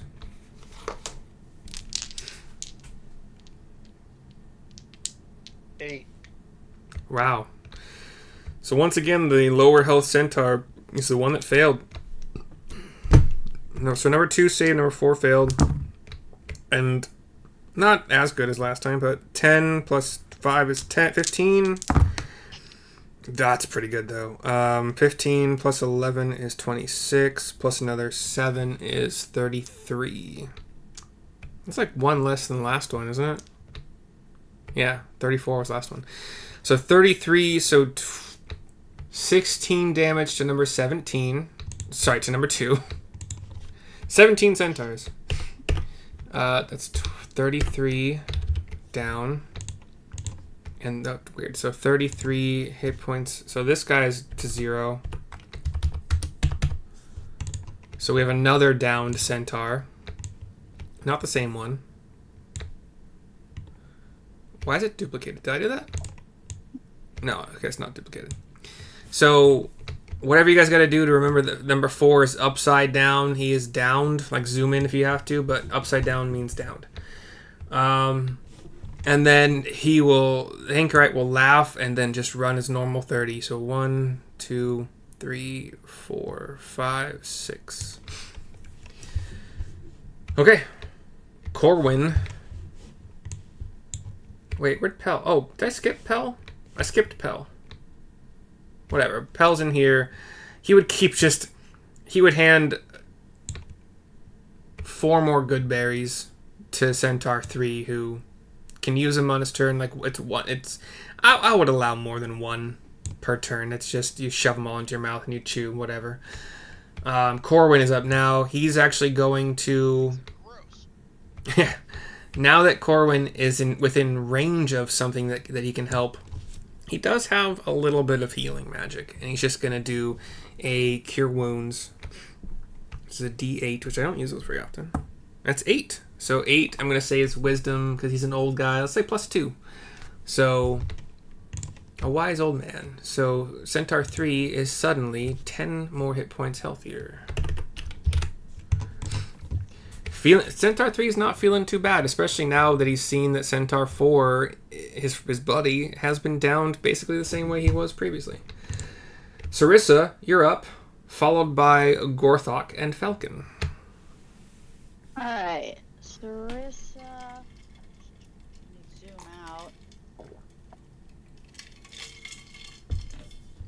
out. Sarissa just saw what Grebo did and was like, alright, and takes this.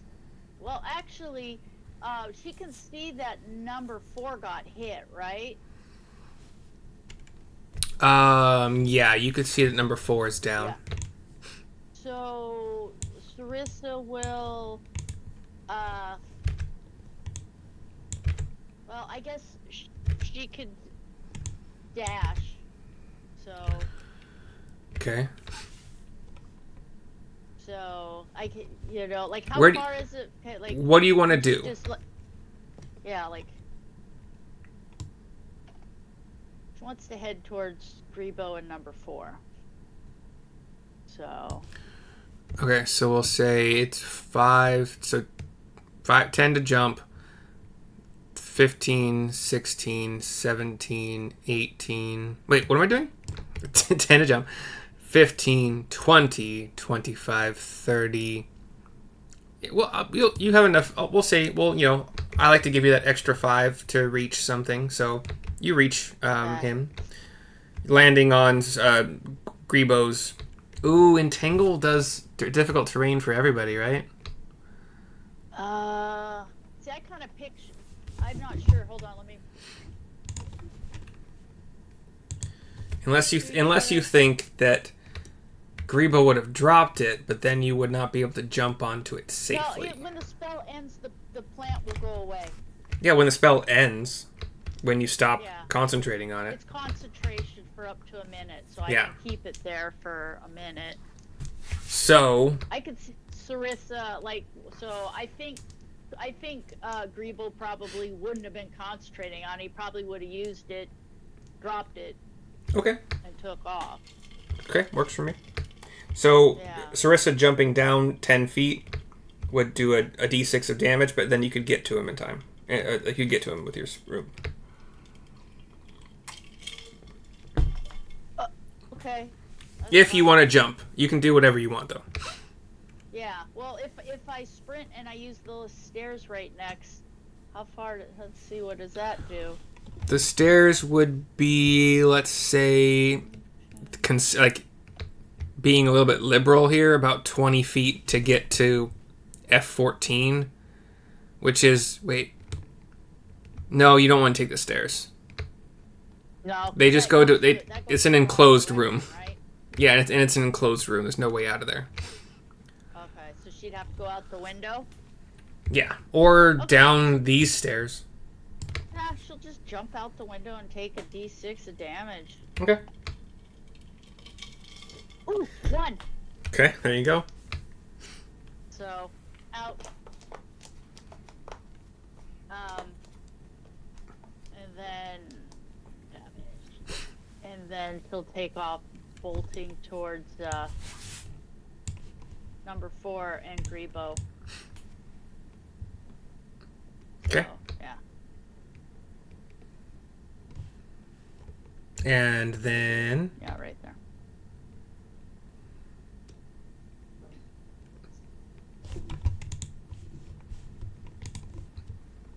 what? Well, that was a dash to get down there. So No. There's not really anything. I allowed it. Okay. Drissa will very quickly lay her hands on number 4 and give him 14 points, because that's less than half. So 14 points. Okay. And so less than half, meaning you like to use your bonus action for it? Yeah, because wasn't there a rule that Yeah. if I used more than half, I had to Be in what was action. it? There was something. I said be in action. Yeah, so Yep. I'm only going to use 14. Okay. So He's up. Well, he's prone, but he's got 14 hit points now. yeah, yeah, not going to die. And then? And then how far away is that jackass? How far away now? Let's see. Do you have a... Oh, that was your bonus action. Yeah. They- Do I have anything left? I believe your javelin is 60 max, right? The javelin is 120. So 30, It's 3120? Fuck, okay. So yeah, disadvantage to attack. Okay, so at this point she's gonna let loose the javelin at him because that was just uncalled for. If you have an attack roll higher than 13, 13 or higher, you can describe its demise. Okay. So 8. So that one is 17, and then but it's at a So- disadvantage. Oh, yeah. 12 and Wow. 21. So 17. And just remember on these, you only get the +2 to hit for like melee stuff. Yes. So it's Only actually +6. it's not still a +6. 15 to hit, but yeah. So 15 does still hit. Describe how it kills this guy. The javelin goes right through the back of his neck because he's got his head down and just comes right out his mouth. And then he Oh, yeah. falls forward and it kind of sticks in the ground, and then the javelin disappears and he finishes hitting the ground. Yeah. All right. That's a dead anchorite. Yes. And second attack, I guess. I don't think that's all she's gonna do. It's just like, because that was pushing it anyway. I don't think that the other guy is. Yeah, it's a bit. It's just a little bit too far. Yeah, I'd say it's just a little bit too far. But she cocks back and seriously thinks about it for a second. Then it's like, okay. Anchorite 2 is down. Okay, it's Gorthak's turn. Let's see if he gets his lightning bolt back. Does not. And his is oddly, like, it only targets one person. It's not a, it's not like a 5 foot wide thing.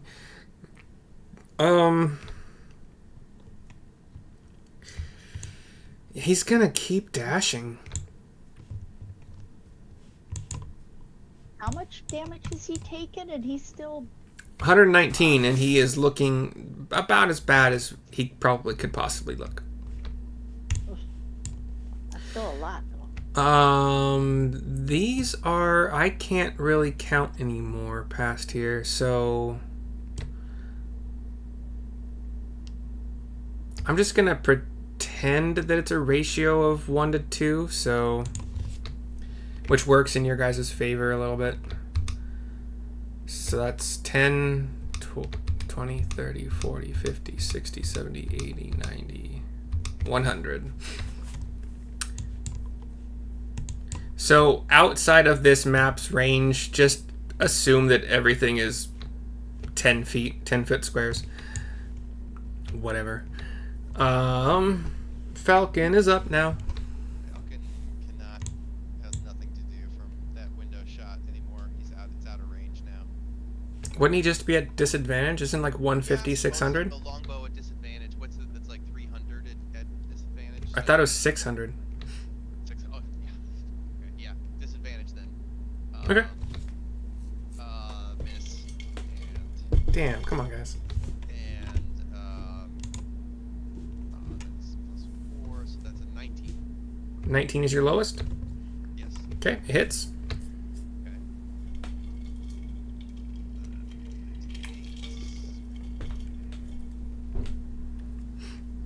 6 and a 1, 7 plus 2, 9. Where does this fateful arrow strike Gorthak? As he's after having, and does Falcon say anything? No, I didn't say anything. He's a silent type. He's just faithfully shooting arrows, and his last arrow comes down and just like tears into Gorthak's leg, and Gorthak just collapses, like unable to move, and he's bleeding out. I would have thought Falcon might have said something about, like, that wall is going to be so annoying to rebuild. But Yeah. Right? Gorthak has been slain. Yay. What was that? It was a, how much damage did you do there, just there? 11? 9? Okay. So he had 128 points. That's a big. No, he had 73. Oh. But that, he would have been dead in like round 2. And fuck. Except for the dragon fight, which is possibly going to be, what the hell did I just do? The dragon fight might be a thing, but every other fight I've thrown at you guys has not been, so I was trying to make it a thing. Woe is me. Okay. Okay, so that's Falcon's first attack. No, wait, he missed the first one. Right? You guys still hear me? Yeah, we can hear you. Okay. Yeah, we can. Yeah, he missed the first one, second one hit, and yes, he's done. So that's it for Falcon, unless he wants to move. No.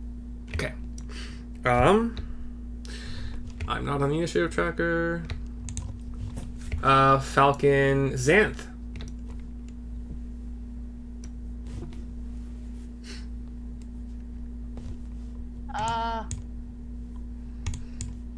Let's see, Xanth.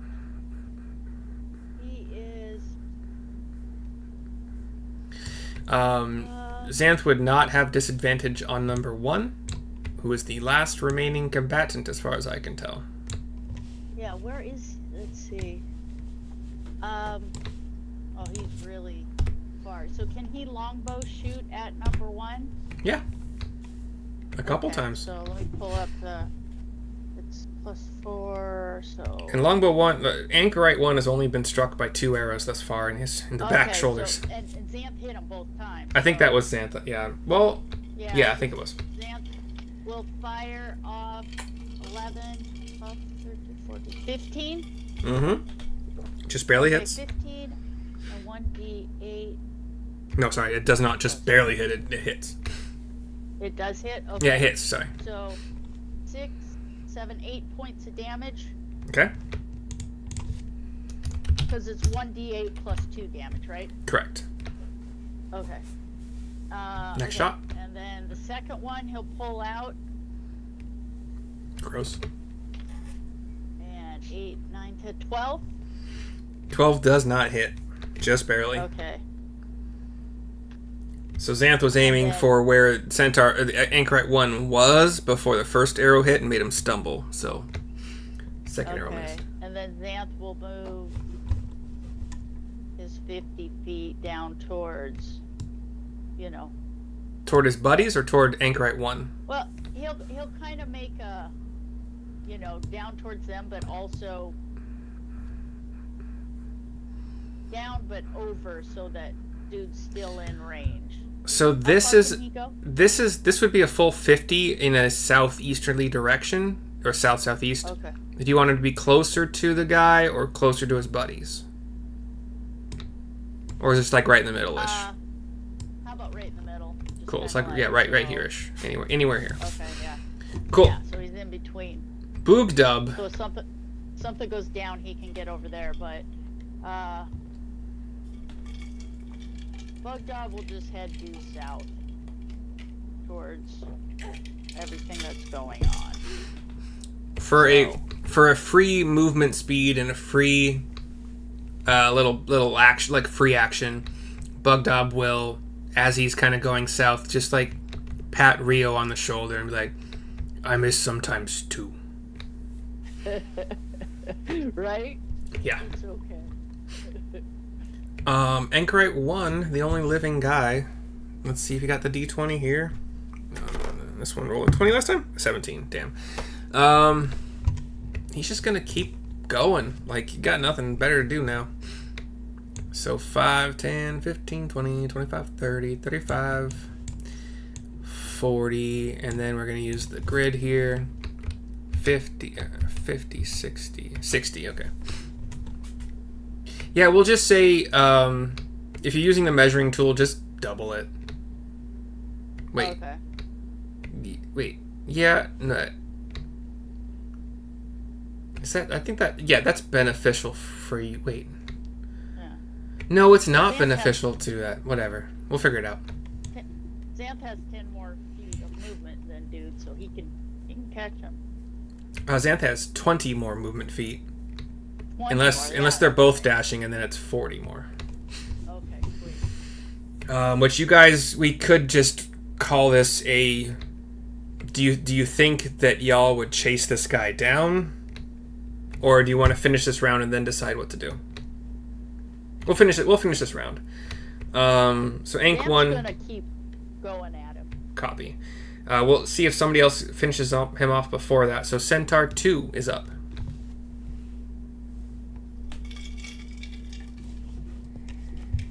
Oh, there's somebody chased. Our big bad is dead. I feel like a chase. This is 105, 110, 115, 20, 25, 30, 35, 40, 45, 50. So outside of... Yeah, if you could just take a couple steps and start shooting your longbow. So you went 5, 10, 15, 20, 25, 30, 35, 40, 45, 50-ish. Yeah, perfect. So I'm assuming longbow attacks? Yep. Cool. You guys could finish him off this round, I think. If Centaur 4 is up to the chase. 20 to hit. Hits. You have to do a lot of damage, though.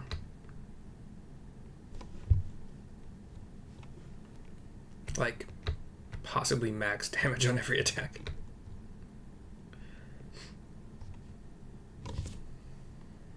Nine damage. Okay. Second arrow. One to hit. 21? Yep.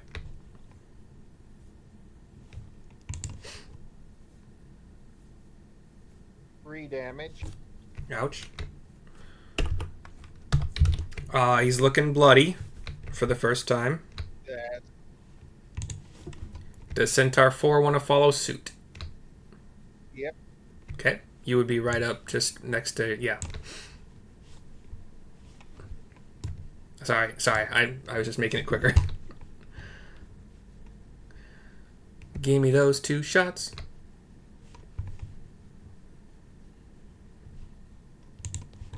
Ten is a miss.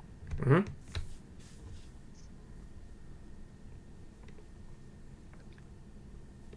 Ten is another miss. Son of a gun. Neil.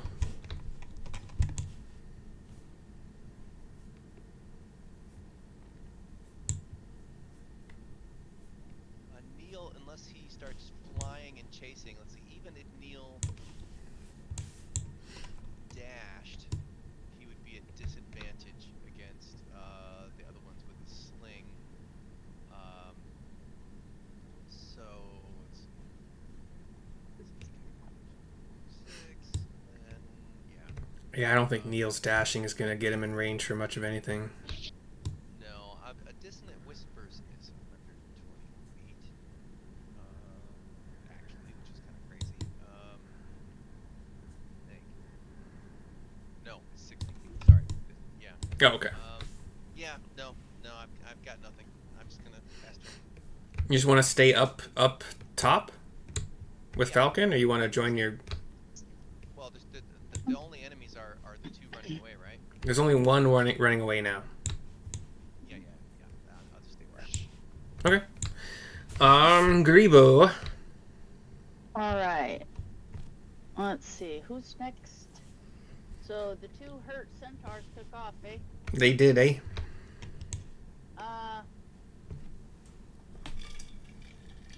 Grebo will walk over because I'm assuming Bug Job looks a little fried from lightning, and be like, and I actually don't know Bugdub's hit points, so I'm hoping you're keeping track of it. yeah, no, he took 18 points of damage from Okay, cool. Anchorite number 1, lit him up. So, and that's because he saved. Otherwise, he would have taken twice as much. Yeah. So Grebo will walk over to. Have I really been Bug Job rolling that high for and all of my just lightning bolts? Lay his Jesus. hands on him and cure wounds. Okay. And 8, 9, 10, 11, 13 points healing. So I'm assuming, At Dog probably feels quite a A, bit le- better. a level 1 cure wounds or level... Level 2. Oh, okay. It's like I don't think Grebo's wisdom bonus is that high, but yeah, level 2 makes sense. Yeah, no. So okay, let me add those back on. So do Bug Job being like, thanks, I feel better. Grebo elf is good Healy elf. So plus 13. Bugdub, forgive you for that other time. Yeah, right? Did you see me jump out that window, though? Rio. Bugdub did see. No, wait, did he see? Yeah, he would have seen. No, just A barely. little bit north. I think he would have. He might have been clipped by this tower, but we'll just say he saw it and it was cool. Rio, followed by Centaur 3 to end the round. Yep.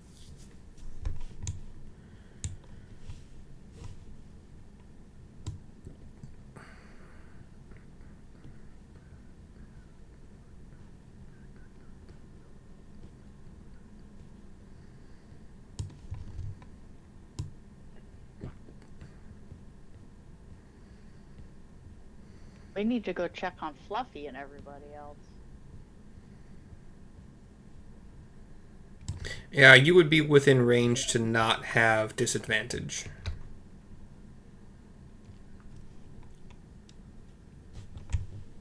Oh, that's a miserable roll. Aw, 13? put him out of its misery. Did you say 13? Uh,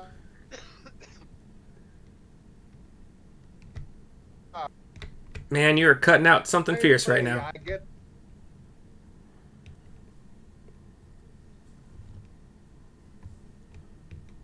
You seem to be okay right now. So what was the attack roll? First was a 13, which is a miss. Second Thir- is an 8. You guys should let the DM tell you stuff because 13 hits. Oh, okay. Yeah. Then let me roll some damage. The 8 definitely does not though. No, not 8. 8. Oh, 18? Yeah. And your favorite foe, you moved that to the boar, right? Right. So, this is without favorite foe, but I do get the +8 Correct. on the first shot's damage. Yeah. So damage 1 will be a 17, That's with the 8? including. Okay. Oh, I'm sorry. No, 9 plus.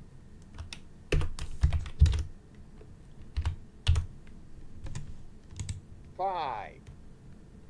So 14 total 14 total for the first shot. arrow. Okay. Second arrow. 10.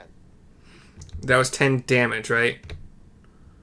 Doing good, Neil. And you only get colossal once per turn? I only get colossal once per turn.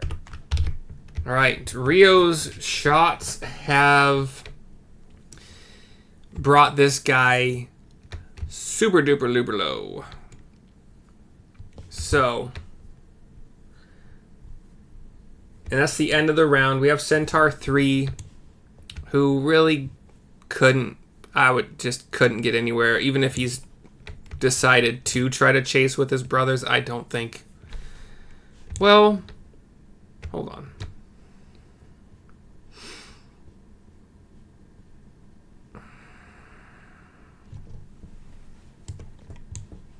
No, that's too far. Well, fuck it. Do you think Centaur 3 would take a couple shots at disadvantage? Seeing his brothers give chase? Sure. And this is not the one that lightning bolted him, but... So give me a couple longbow attacks at disadvantage. Well, let's just forget the first attack because a disadvantaged 4 Okay. plus 2. The 4 plus 4 makes 8. So Yep. How about the next one? that's the first fail. Now the second arrow. This could be his redemption moment. A 7. Fuck.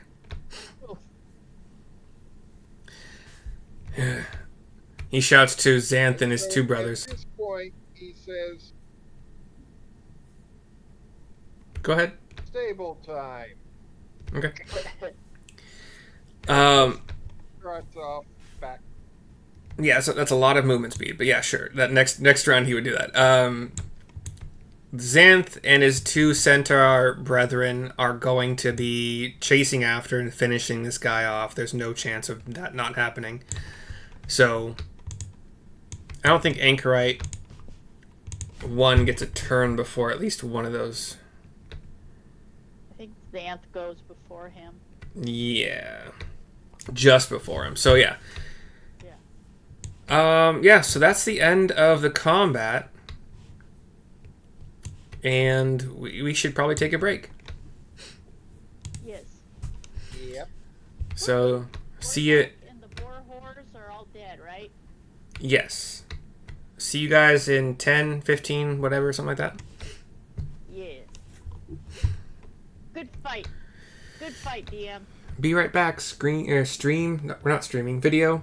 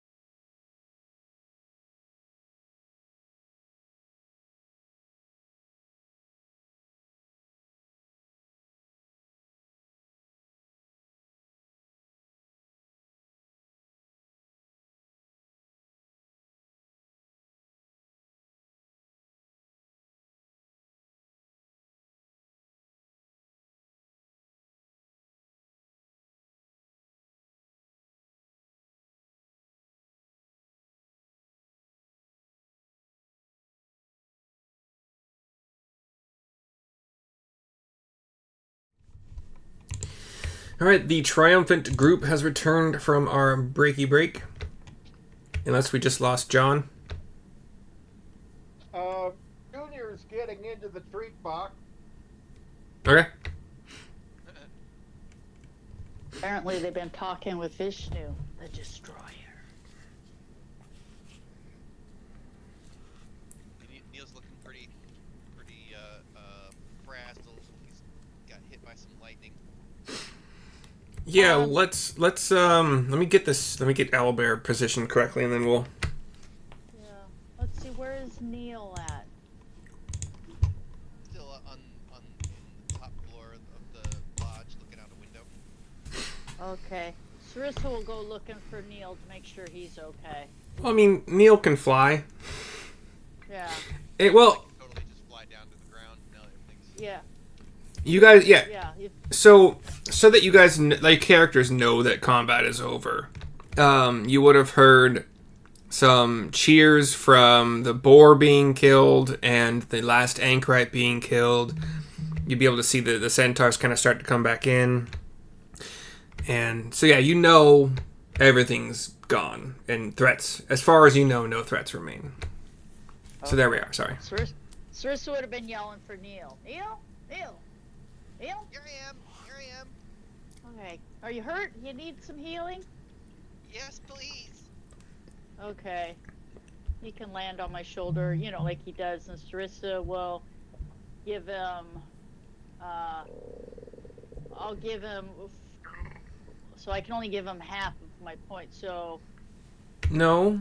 well, actually, I can just, I'll give Yeah, him we're not in 15 combat. points. Yeah. Okay. So I'll give him 15 points. I'll give him, Perfect.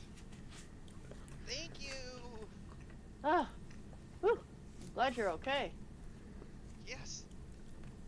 But the Falcon's Lodge is not okay.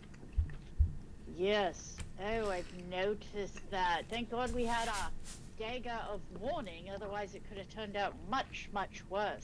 Yeah, Falcon hears you from up above as he's kind of starting to come down. And, like, Joe, yeah, this is dumb. I hate these guys more than I did before, but it's not your guys' fault, so. Oh. Well, I suspect we'll make sure that, I don't know, wiped out, because, oh, this is terrible what they've done to your lodge. Yeah, well, we'll have to rebuild, but we got, he looks to the centaurs, we got friends to help now.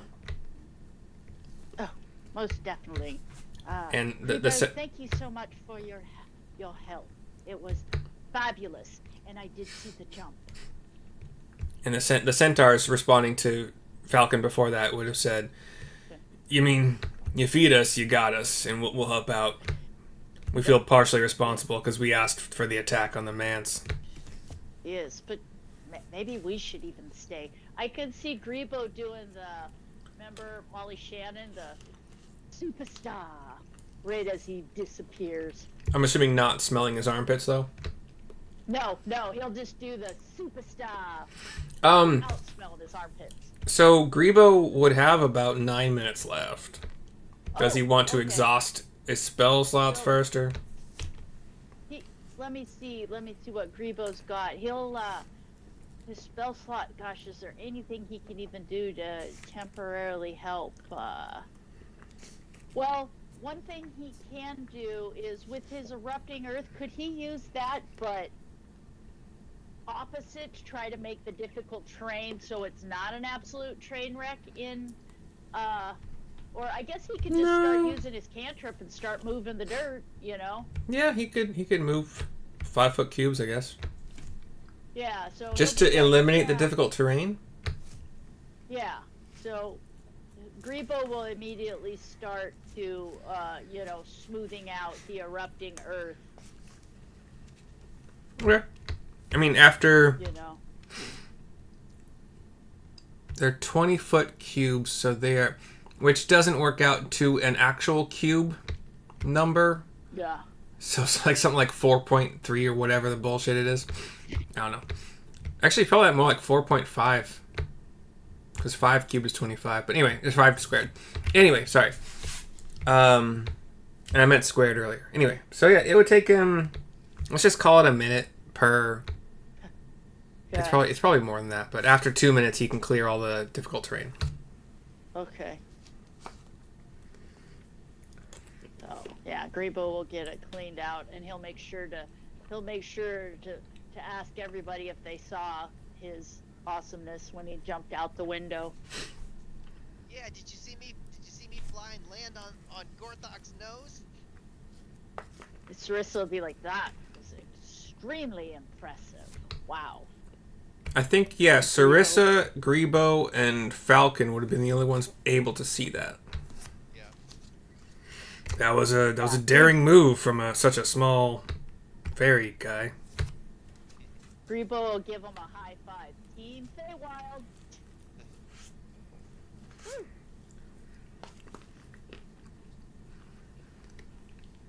Anybody else need any healing? Bugdog would have overheard Neil saying that, like, you landed on the big boar's nose? Yeah. I sure did.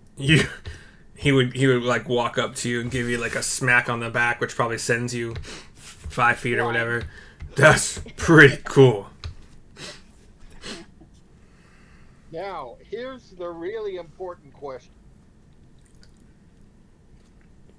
Does the curse on that boar make his meat inedible? I wouldn't say so. Remember, there are omnivores. Yeah. This could be a gigantic meal, right? Yeah. Or Party jerky. at Falcons. Rations for wheat. Yeah. Makes sense. We could stay and help Falcon, at least begin to rebuild his lodge. It is sort of our fault. Yes. Ceres is right. So this is going to be more of a... Because it's not said anywhere in the book. It's more of a luck roll. But I'm going to let you have your survival on it, Rio. Ah. What's your survival bonus? 5. Oh, nice. Okay. I was going to make it... there's no way you could have failed that. With your +5... If you roll a total of 8 or less, then the magic coursing through this gigantic boar, like the weird taint it has because of this magic, would make its flesh and or muscles and shit just inedible. You might be able to get the tusks. Sorry, what? Total 8 or base 8? Total of 8. With your modifier. Okay, I rolled a total 10. Okay. Then... I don't know. Okay, hold on. How much meat in your... Hold on. We could build a big old smokehouse, start smoking it, cutting down trees to rebuild the lodge.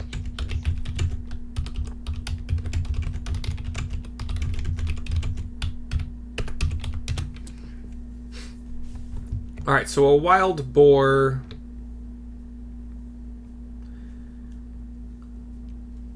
can normally yield...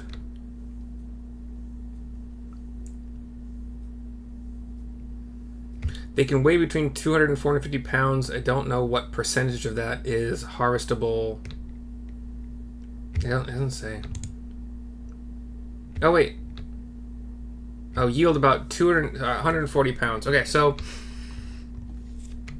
you're going to have to figure out how to carry it.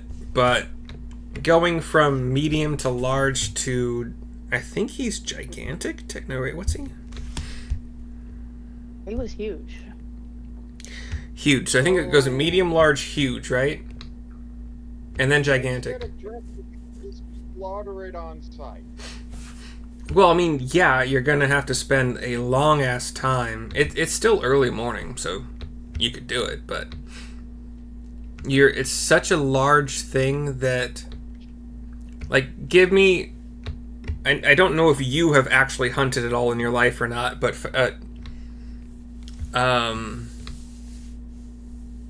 so that was your luck roll. Give me a survival check for the harvesting of this guy.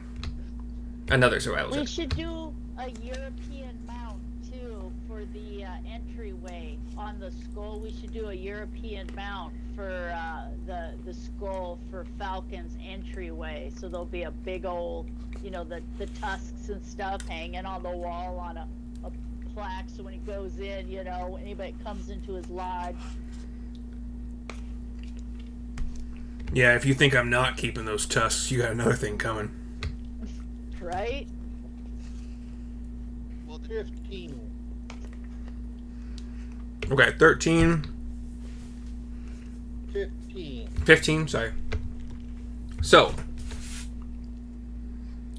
theoretically, every time you go from medium to large, you're basically multiplying the weight by 8, I believe is how it works in the game. And then again by 8. With a roll, yeah. So that's like 18,000 a ton of meat. It's almost 9,000 pounds of meat. Oh, however, so 4 tons. You have to take into account that it's gonna be hard as fuck to actually harvest 9,000 pounds of meat would probably be several days, maybe a couple weeks of one person harvesting. The centaurs can help. Quick, Go ahead. before Grebo disappears, could he send out something like speak with animals, like let a field mouse know or something, and like pass it on? I've got speak with animals. Okay, yeah, so we can let other critters come and eat, so none of it goes to waste. I mean, Oh. Go ahead, John. Sorry. Of course. So, even with critters coming to help, at a roll of 13, I would say instead of 9,000, you're actually, and this is still a large fucking number, given the time it will take to do all that, even with so many hands, you're actually looking at more like 4,500 pounds of meat. And some of the other 4,500 will be eaten by animals. Some of it will be just eaten by maggots or whatever. But so 4,500 pounds. A lot of meat. And I do think we should call Grebo back at some point to dig a large hole to throw the carcass in, so we don't stake Falcon's lodge out. Because if we leave this thing above ground, it's going to smell to high heaven. And let's come to a consensus here on working a couple hours at a time and then taking a short break and blah blah blah.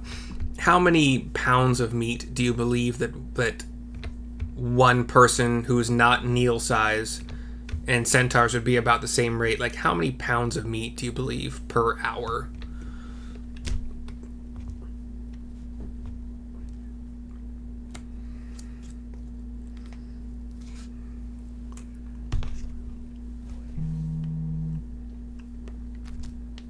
Well, you figure like a deer. You could hang and gut and skin a deer, in an hour and a half, and that's like what 75.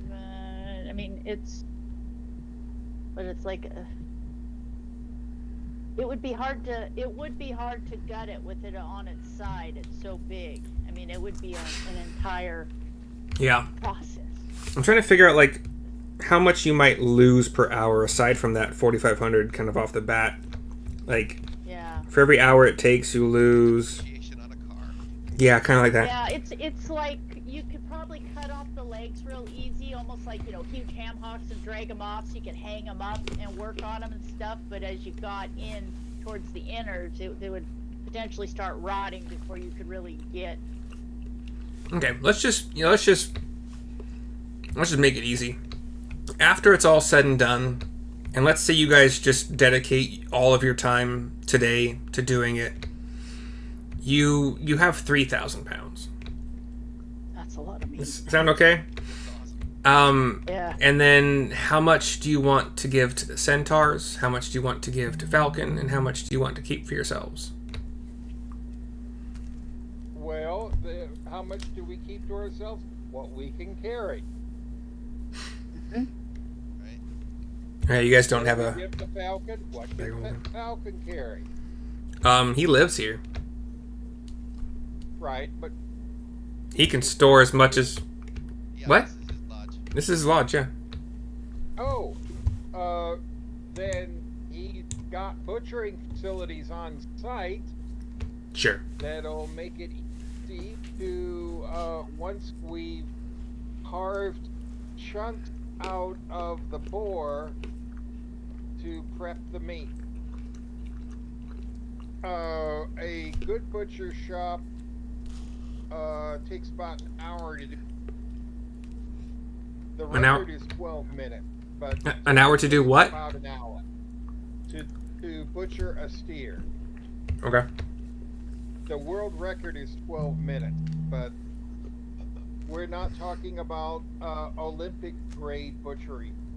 We're talking field grade.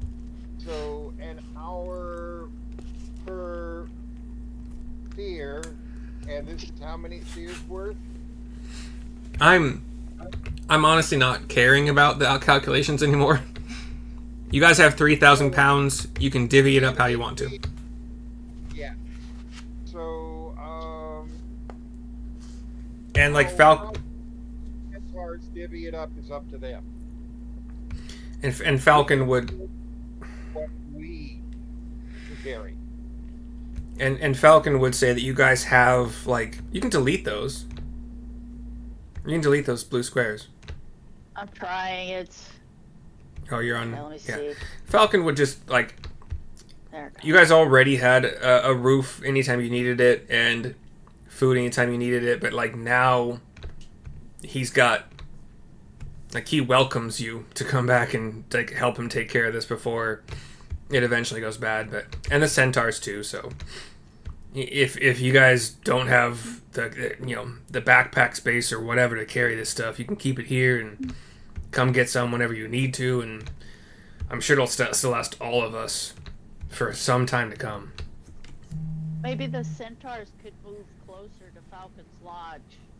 You know, like take up residence in the woods outside Falcon's Lodge. Or do they like where they're at? Yeah, they both kind of like where they're at. I mean, there's a better relationship. There wasn't a bad relationship between them before, but there's a better one now. So, Yeah. but still, different territories. It's harmonious again. Yeah. And we don't even have to go to the Circle of Thunder. They came to us, I think. Well, but are they all dead? That's a good question. We should probably check it out because at Did some they leave point any they're treasure at the Circle of Thunder? Right? Yeah, but they're gonna notice that their large boar and their anchorites and minions don't come back. So we should probably heal up, help fix the lodge, and then maybe go check out the Thunderdome or whatever it's called. Make sure they're actually gone. They're very nasty. Yeah, that sounds good. But hey, I was thinking if we get these tusks from this boar, Falcon, what do you think? Like they could be like the entrance to your lodge. You could like put them like posts in the ground and they'd curve up and then you could make a door and like the tusks would be like the frame of the door. That'd be cool. Rebuild. I haven't totally decided yet. It'd be quite the hunting lodge with those in the entrance Yeah, hall. if your doorway was 2 tusks. I'm thinking about having them like protruding from like perpendicular parallel to the ground, Yeah. but like a little bit tilted downward, and then they curve up naturally, so kind of like elephant. Like But elephant tusks. Yeah, I'm not sure yet. Yeah, it'd be kind of cool. Nice. That would be awesome. Yeah, we should stay here, heal up, and help him kind of fix up because that boar jacked up his home. And we got to bury all the bodies and everything. Or just burn them.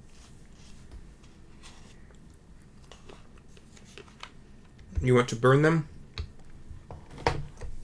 Yes, we burn them. Can we? Well, let's search. Let's search first. When we rifle through their belongings, do we find anything? You find all of the weapons that I've painstakingly put on all of them. Okay. Could we So- use these weapons to make some money for potions? I mean, yeah. I mean, I don't know. Yeah, that was in character voice. You asking in character of your teammates, or are you asking me? Yeah, I'm asking. Okay. Oh, yes, I think we should. Okay. Let's collect all the weapons and usable armor and stuff, and then we can sell it. Okay, so who wants to put these things in your inventory? We have a bag of holding, do we? Not to my knowledge. Would Falcon let us use an outbuilding so we could pile them up in there and maybe get a hold of some purveyor that could come out and, like an estate sale and come out and see what we have and bid on it? Certainly. Certainly. Okay, and what weapons do the anchorites have? Kind of like claw things. Okay. Okay, I'll write down all the tools. So, pike, Right. double-handed crossbow. Yeah, I'll write it down. That's 2 hand crossbows. Pike. Okay, crossbow. So that's 2 crossbows and 2 pike. hand crossbows specifically. Okay. So they're like little guns, but with arrows. Yes. Bolts, but yes. Crossbows, a dagger and shield. So dagger, shield.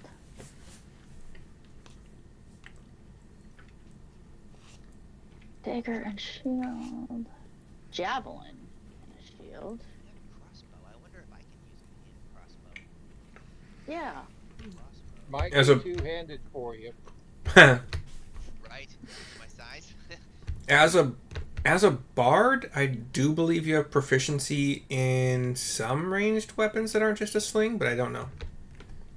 It'll be in your page, obviously. Yeah, it's a crossbow. Actually, Hand crossbow and shield. try it. Great axe.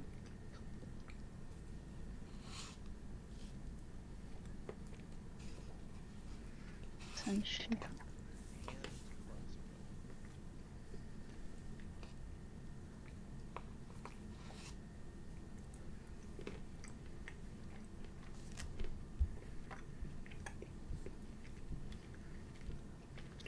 crossbow. Okay. Javelin and an axe. Okay. Yeah, my sling's much cooler. It's magic. I don't need a crossbow. 2 axes. 1. Ooh, a mace. Shield.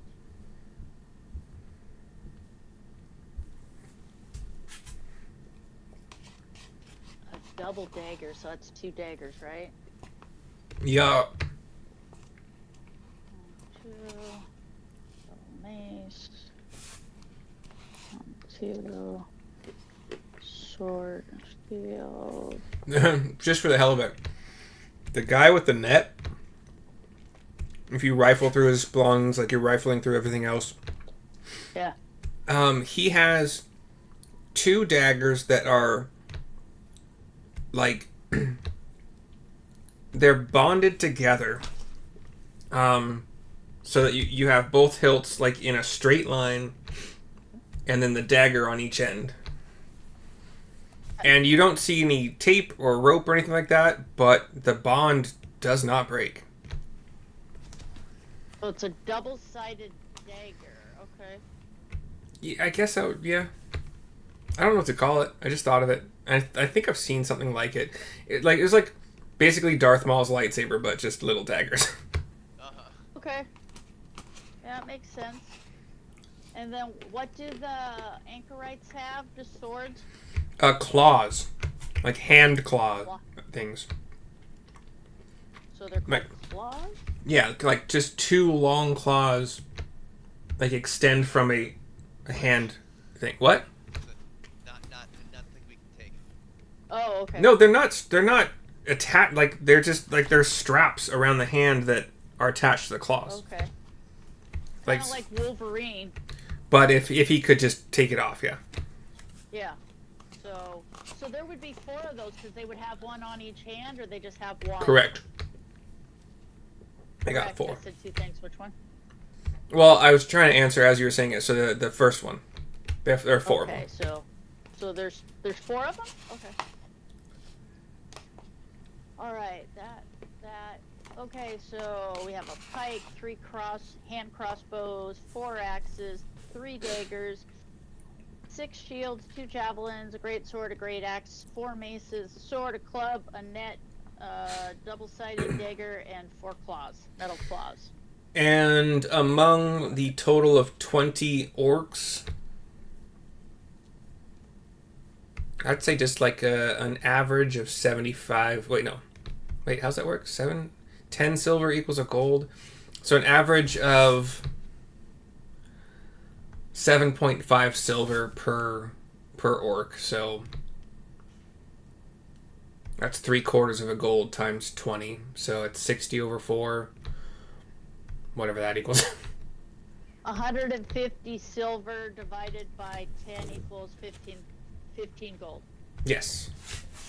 Not much. 15 gold. 15 gold. I'll take it. 15 gold pieces. Okay.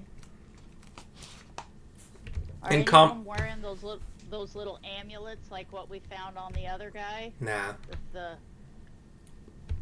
Comically, a couple of them have like only a few silver, or sorry, a few copper to their name, but a bunch of them have, or like a few of them have like 3 gold. And it's like, what are they? Are these guys really good at poker, and these guys suck, or? And orcs are just evil, right? Like, I mean, the getting away from those, what are they called? stereotypes? Yeah. Anchorites? No, not stereotypes, but it's like what this game calls alignment. Getting Oh, yeah. most DMs hate alignments, so and I'm one of those. So these guys are bad. Not all orcs are bad. Okay. Well, Sharista will say a little prayer to her god, and then I vote we just torch the pile of them. That'd be the Get quickest rid of- way. Yeah. Um. So. Okay. Are you gonna torch them where they are right now? Well, let's see. That's the path coming into his place. Let's drag them off. We'll kind of drag them, just so they're not right on the path, kind of off the way, so we're not leaving a huge mess. Yeah, it'll take more work, but we've got horses. We can drag them into a pile, out of the way.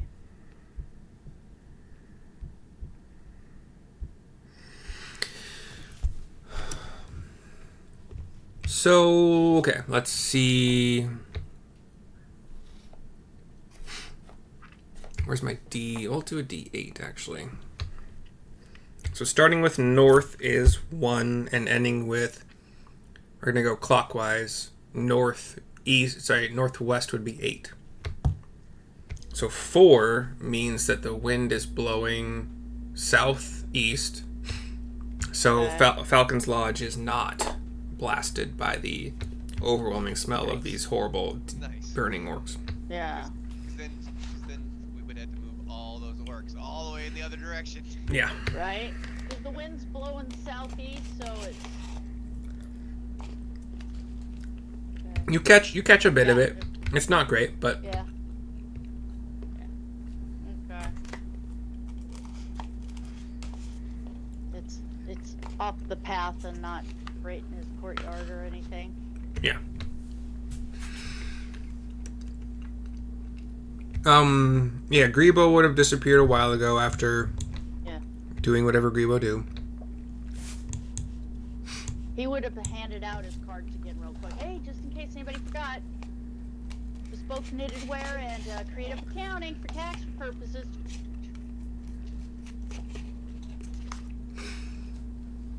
You guys will notice if you check your inventory, those cards are not there.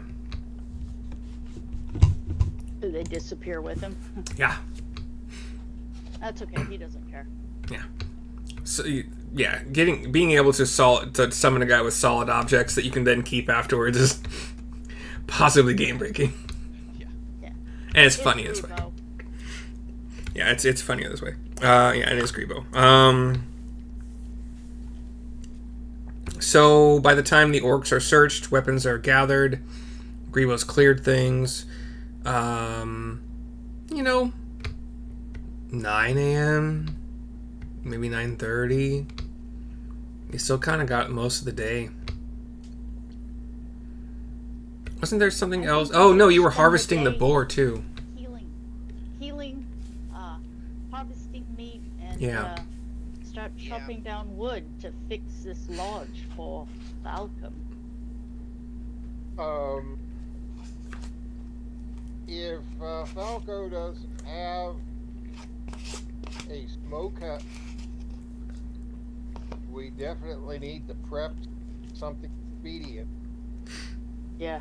You could probably turn one of the towers, or the tower F14. Oops. You could turn that into a smokehouse.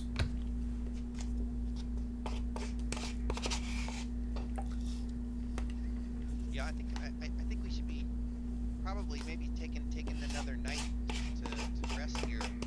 But then, Yes. But then maybe we can go look at the Circle Thunder. of Thunder, where these The things Thunderdome. probably came from. Yes. We should definitely heal up, and the centaurs definitely need to heal up.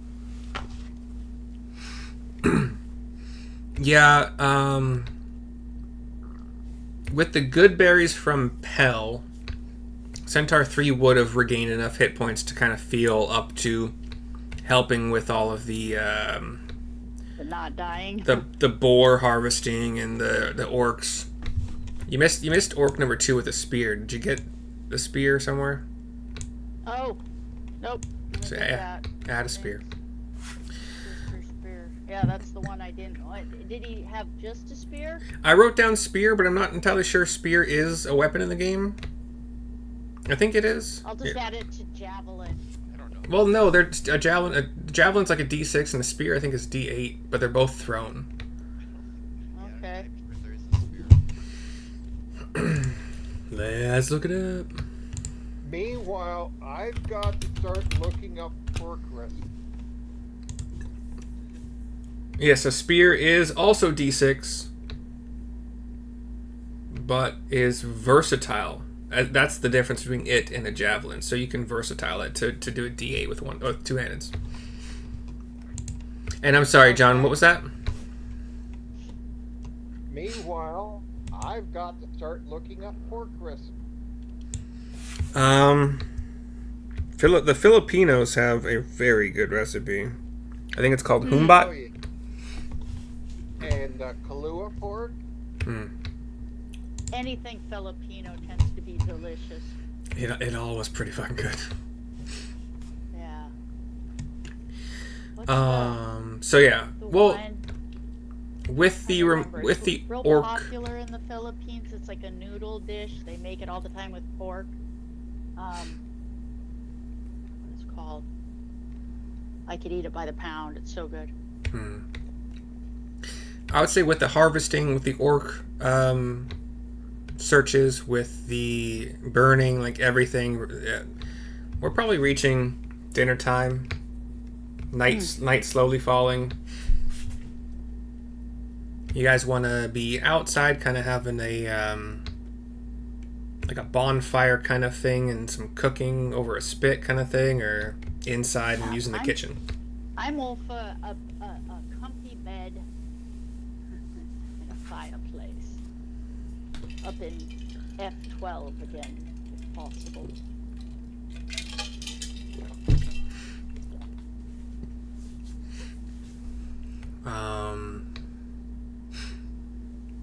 Okay, and then anybody else? Anything you guys want to do for dinner? Like conversations, discussions, plans?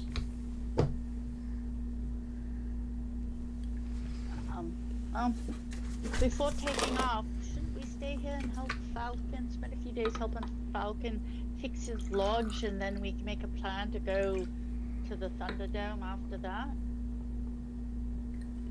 Maybe. I guess Falcon, do you think that we've taken care of the threat in these woods? Or do you think that there's still more of them, or do you think there's other orcs and other anchorites still out there? At the Thunderdome place, or just in general? Yeah. Or in general, yeah. Yeah. Does Falcon feel like we've fixed the problem, or Yeah. still worried? Or that was just a small cadre and there's a whole... I can't give you an answer in regards to general. It's a big forest, and I haven't even if I have explored all of it. I mean, the orcs could have been in a different place when I was in that place, and as far as the circle goes, that seemed like, again, they could have repopulated, or since the last time I was there, I don't know, but that seemed pretty similar to the large number of orcs, and that boar is the first time I've ever seen that boar. That was something. How far is the Thunderdome from here? You guys would know it was like 10 miles north of the manse. Okay, so we could easily go check it out tomorrow and still make it back to Falcons if we wanted to crash in a nice soft bed. I think it's within that range, but let me check again. And John, what were you asking?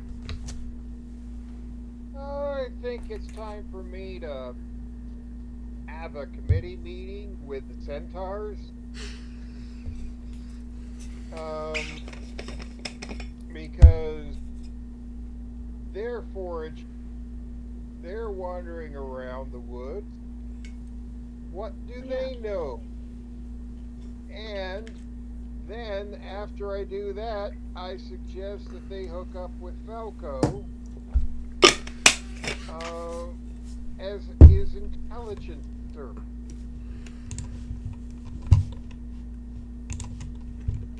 Because Falco doesn't know what's going on in the woods. Hey. Like. I didn't see that. Here's an opportunity to connect Falco to the best information that's available. Xanth says... Oh, sorry, go ahead. Xanth says, we certainly could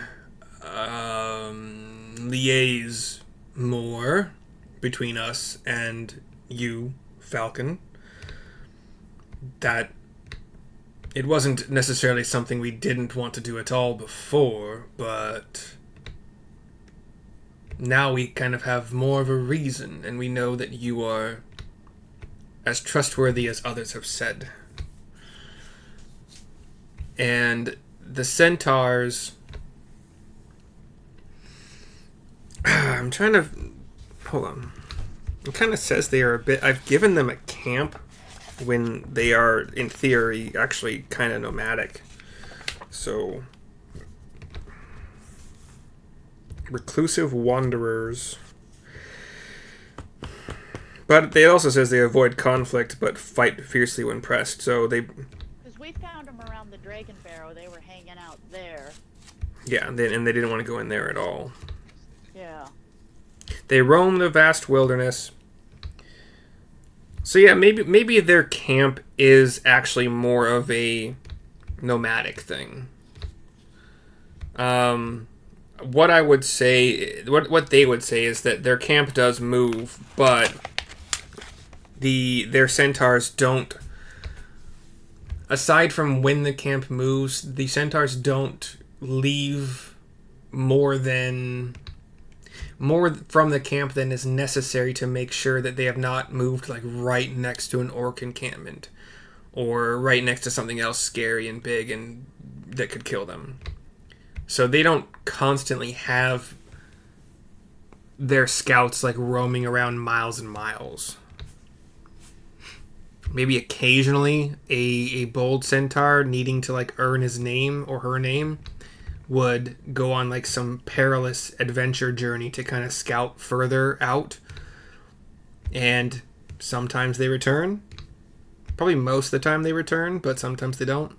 And when they do return, they have stories, but you still don't necessarily know that A, they're telling the full truth and not like bragging and like making up cool stories, and then B, they've only seen a tiny, tiny patch of even the forest, let alone the world on their journeys. So they will certainly share information with Falcon, and they're going to come back here for some meat for probably a few weeks, maybe a month.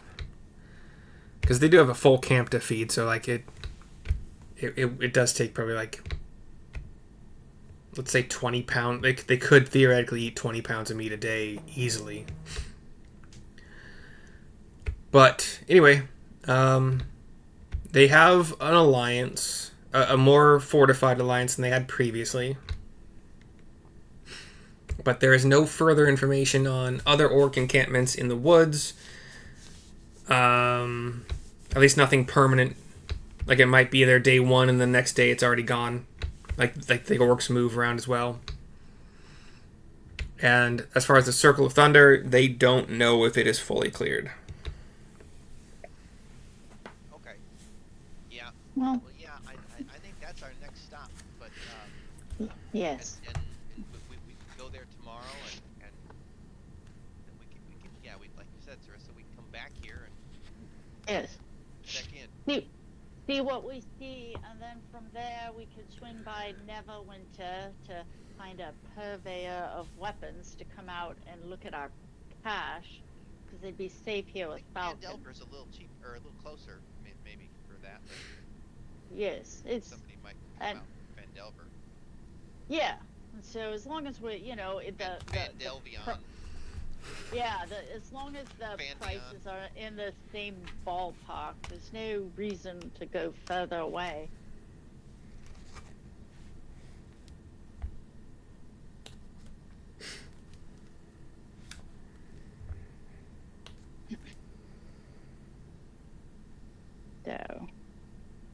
So is Rio up for making dinner tonight?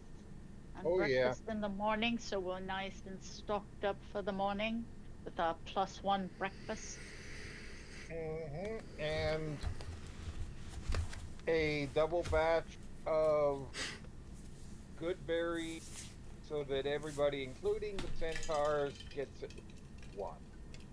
I think we should eat our fortified breakfast like in the morning. I mean, unless you think we're gonna like have to fend off another attack tonight. I suppose we didn't get a good night's sleep last night, but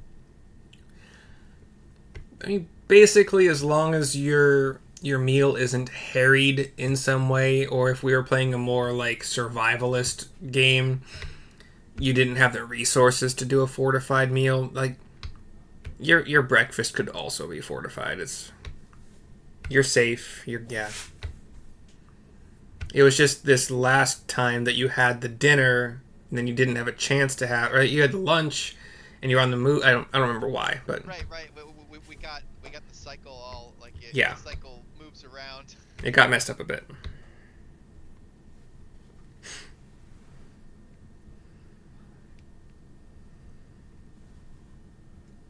So, you guys will still be able to maintain your +1 mod to whatever you want it to be.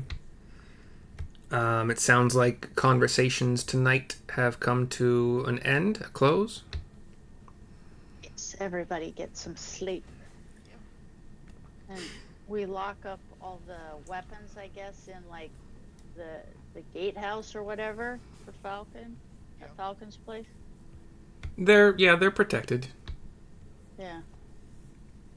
Well, I mean, they're protected by Falcon and Corwin and Pell. You know what we could do with these weapons? We could recruit a bunch of people, or we could go find a bunch of peasants and give them weapons, and then just convince them to follow us.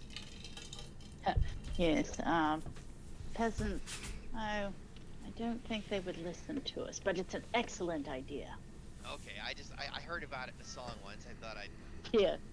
Well, it doesn't stop you from saying we did that with the weapons.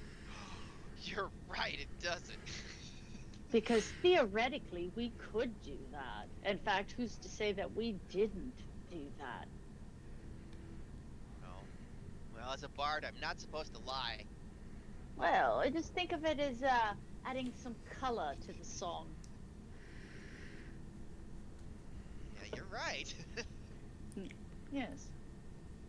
You know, you're the sexiest bard alive, and we had peasants rising up to follow us.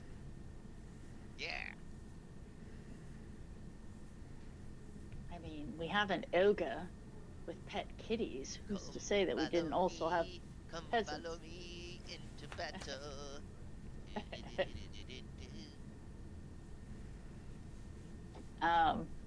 So, does Xanth want to go with us when we go check out the Thunderdome tomorrow? I have been trying to figure that out. Because... I could see them taking it personal, because those anchorites jacked up his dudes. Yeah, and the book really doesn't mention anything about the centaurs wanting anything to do with anything except for the woodland manse, really. Mm-hmm. So, I think that he and his brethren would take their leave after the night. Possibly even before you guys woke up.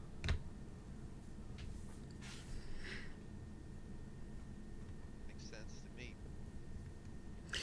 And Corwin, the older man, not servant dude, but like, he works here, blah, blah, would have passed on the message to you when you woke up. Xanth told me to thank you all for everything.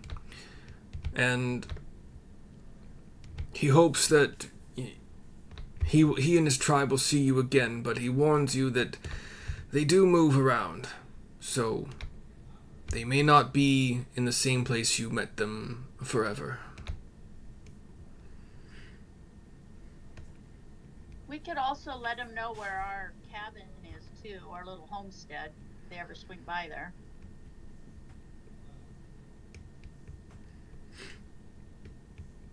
Yeah. You could have, yeah.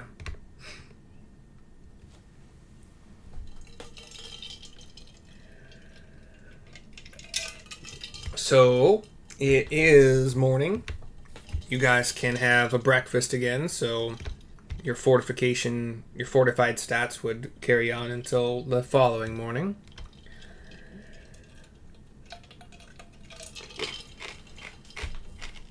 What's the plan, Stans? Oh, yeah, let me look up distance here. Oh, God, yeah. Probably going to be Rio, Bugdab, me, Sarissa, going by ourselves, because I imagine Falcon's going to stay here. Yeah, Falcon's got to rebuild. So, just the four of us. We're going to trek out to the Circle of Thunder and look at these weird druidic stones or something. Maybe there's an entrance to the Feywild even. Oh, one never knows. Or maybe we'll meet some real, like, druids that are sort of like Grebo. Help me with my memory. I have not so far created an entrance to the Feywild yet, right? No. For some reason, I thought that I had done something like that, but... Anyway. Okay, so yeah, Falcon's staying to help not help, he's going to be the head of the rebuilding project. But he would wish you a safe journey. And dude, like the lodge, Falcon's Lodge, is also less than 10 miles from. Like it's a very small triangle between Falcon's Lodge, the Circle of Thunder, and the Woodland Manse. So We'll be back. We'll be back later, Falcon. quickly, yeah, you could get there within. Your horse. Are your horses in the stable or? Yeah. Because there are 4 and Fluffy. I think 2 of them are Falcons. Or, yeah, no, yeah, we did. We had. No, I thought we had like 3. We had like 2. You had 2. Well, no, I guess one of them could have been a pack horse, right? Like, so you maybe did have 3. Pack horse. Okay. We had a pack horse and at least 2. So I have under. Oh, so maybe wait. 1, 2. Yeah, so there were 3, and a cat's tail. So Falcon really had 2 horses of his own because Pell just shares a horse with him or Corwin whenever because he's small still. So 3 horses, Fluffy. Do you want to leave the horses here and or Fluffy, or ride them the 9 miles? We can ride 'em. Okay, so assuming you get your meal, you have your final goodbyes, you leave by 7:30. And then, how much meat did you guys want to add to each of your inventories? It probably won't ever matter, but let's figure it out. We could also make a litter or something too for our pack horse. We can convert the meat into rations. Like so we're just adding rations to our inventory. So If you would like to do that, you're welcome to. But it could also just be because you could theoretically sell it later, and it would sell differently than a ration would. sure. How much does it weigh? If we're adding it custom, then just how much does it weigh? It's 3,000 total pounds, so you however many pounds you want it to be. Divvy it up, right? I see. Yeah. Just pick a number of pounds and just. Like you probably eat half as much as a normal sized human, unless for some reason fairies just have a voracious appetite. That's your own choosing. No, I'm just gonna carry about 20 pounds with me. Okay. But I don't know how to. I don't know how I will subtract as I eat It- it. I don't know how I will. Ooh, so what you could do is you could find something in the game's thingy that does only weigh a pound, and then change that name and change the number of it, maybe? I think? I'd have no idea. What I'm saying is like as I consume it, how do I deduct it? I don't know how much I'm Well, that's what I'm saying. You either find something that weighs like half a pound, and then change the name of it to customize it, and then change the amount of it you have to 40, Sure. and then each meal Saying about a half a pound is how much I eat a day. a per meal. No, wait, Yeah. No, per day. I know, but Yeah, go ahead. I'm trying to think of per meal. If you happen to have this half a pound or quarter pound or whatever of food, I mean, a quarter pound burger fills up a normal American person pretty easily for a meal. Yeah. So for you it could be an eighth of a pound. Could theoretically be enough for a meal. I don't know. Yeah. It's Well, you could just leave it in your notes. It could just be in your notes somewhere. Yeah. But yeah, whatever. I'll add a custom. There's probably also like various meats in there. I don't have a character sheet, so I can't. It's hard for me to go messing around.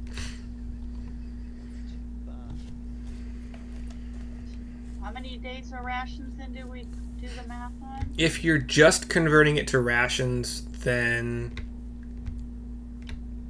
for every half a pound of meat you are carrying with you, you add 1 ration.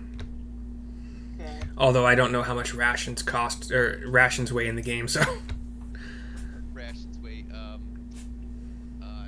pounds for 1 day's food. 10 pounds for 1 day? Totally. fuck. What? Pardon my French. Yeah, that doesn't. That seems wrong, but Sense it. I mean, No. if you're moving around a lot, walking long distances, and fighting and Oh, no, stuff, then I'm sorry. No, it's ration is 2 pounds. It, a 1 day ration is 2 pounds in it fire. makes more sense. Okay. I could see that. Even with the journeying and the fighting and stuff, I could still see 2 pounds being enough to get you through a full day. Can you? No. Okay. So then if I'm going to take 20 pounds of meat, then I can It'd be add 10 rations. 10 rations. If you want to keep it simple, you're welcome to. I'm adding 10 rations. Okay. So, are you taking horses or not to the Circle of Thunder? I think we should leave the. Maybe take them part of the way, but don't take them in case we run into something. We don't have horses to be mudded. It's roughly 2.25 hours on foot, or less than an hour and 15 on horseback. I'm up for the walk. The Yeah. horses are safe at Falcons. We could go for a nice afternoon stroll, enjoy Mother Nature. Are Bugdob and Fluffy with you? Leave Fluffy at home. Okay, so Bugdob's coming, Fluffy's staying. Yeah. Okay. All right. On your journey, I don't know where, doesn't necessarily matter, you come upon a 60-foot wide forest clearing. So let's say a 60-foot diameter circle. In the middle of which is a black, needle-like spire. A 40-foot tall pine tree ravaged by fire long ago. Its limbs burned off. That's the end of the sentence, sorry, I don't know why. Tied to the dead tree near its base are several ghastly dolls made of twigs bound with black hair.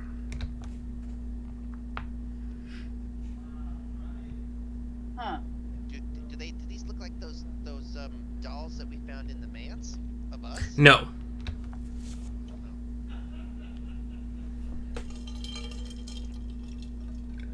And there was a black spire? Well, the spire The- is the burnt tree. Yeah, the spires. I know. I read that like a needle. Oh, yeah. It's the burn tree. It's this burnt out tree, and there's these dolls. At the base I of it, wouldn't whatever. say burned out. The limbs are burned off, but the rest of the tree seems to be just black spire intact with the dolls around the base. Black Uh-huh. spire. It's a blackened tree by fire, like hardened charcoal. If that's what a fiery doesn't yeah. If you burn wood, it does become like this blackened kind of charcoal-ish thing, but not exactly. If I recall correctly. Yeah. What do you guys want to do? Hmm.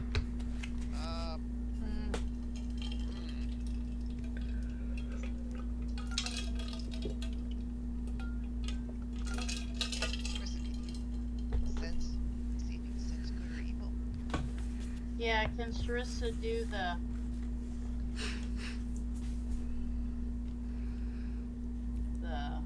Detect evil and good thing? The spell or the divine sense thing? First I'll do Divine Sense. And that is detect evil and good? Detect good and evil. And I can tell within 60 feet where they're at. Yada yada. You detect nothing. Nothing. Yes.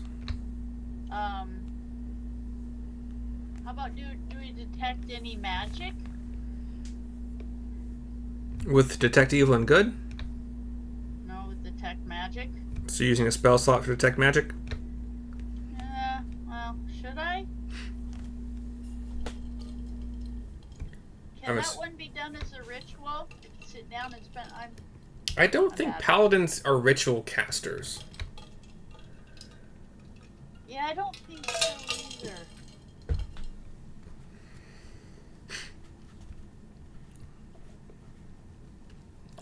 So I imagine Yeah. Sarissa is asking in character. Yeah. What's the question? Should I use cast detect magic? Detect magic. Oh, well,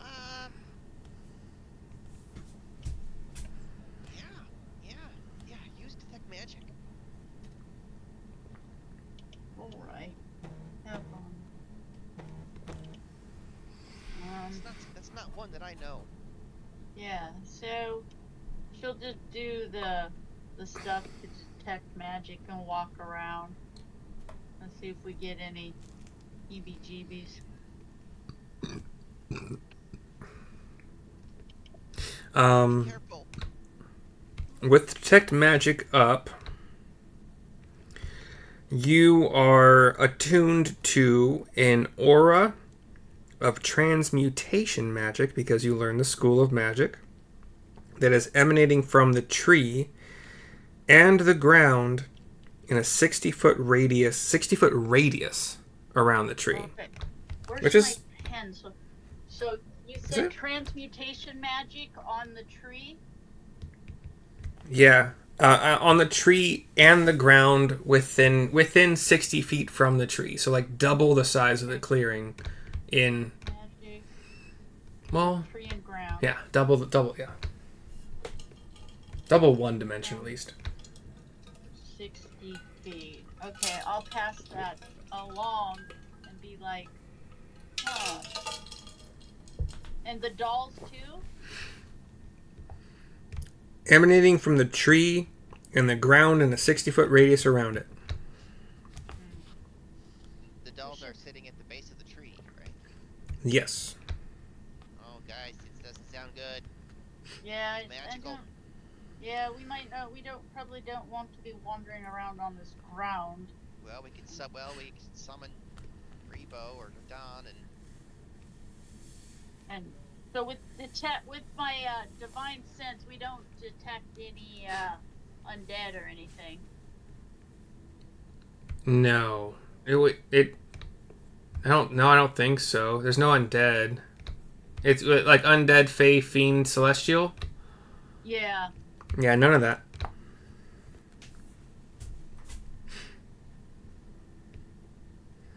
you probably detect me this way. Yeah. Possibly. Oh yes. Are you? You're a fiendish fae. Does fairy have fey as their? They better. They better. They better or I quit. I give up. I've been living a lie. So there aren't any undead. Well, we should probably figure some way to investigate this without getting ourselves killed. Because this, what's transmutation magic? I always get them mixed up. Which one is that? It means something has been something has been turned into something else. That's a very rudimentary way of saying it. Yeah. Or something has been modified. Yeah. So the burnt tree and everything around it might not actually be a burnt out tree. It could be. It just looks that way, right? I don't know if you're asking me or the other players. I'm just asking, like in general, that's what that one means, right? It could. You don't know. You've detected what your spell lets you detect. We could also just walk around this. Or we could call up. I don't know. Do you think a dawn would be a good one? Grebo is a druid, so I think a dawn has a little bit more. Yeah, whatever you think. I mean, I just think an extra person would be just wise. I agree. And we have, let's see,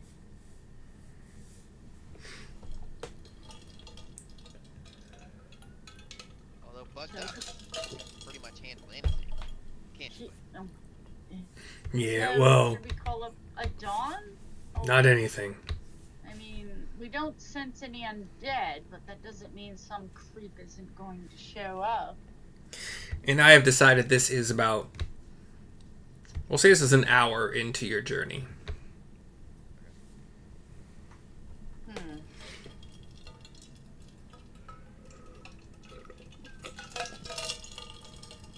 So you are a good 15 miles from Falcon's Lodge.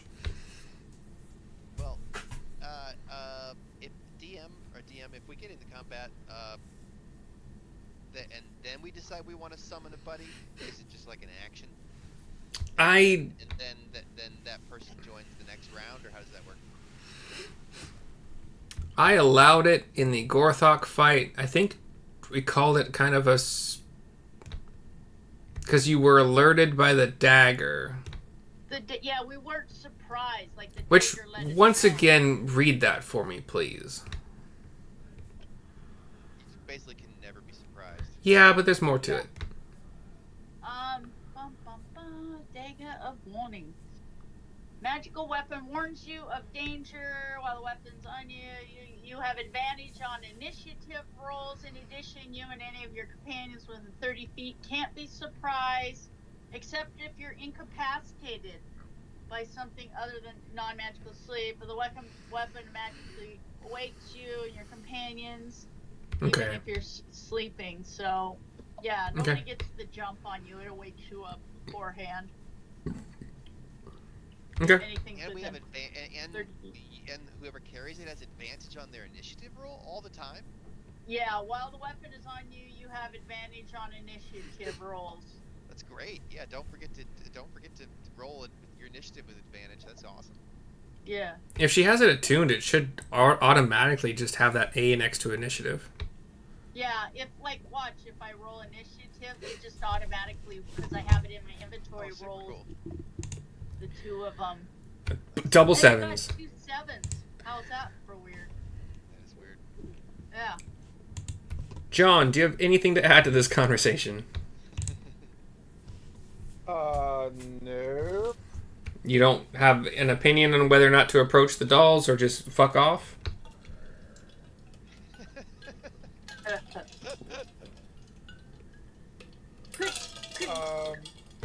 I wonder about the virtue of setting them on fire so that they don't perpetrate any more evil.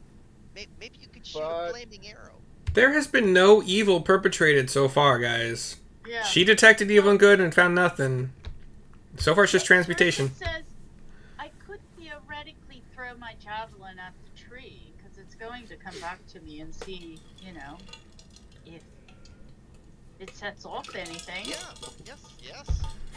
See what happens. Yeah.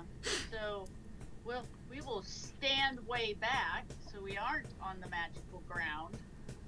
It's 60-foot radius. So hitting the tree would be a disadvantage for you.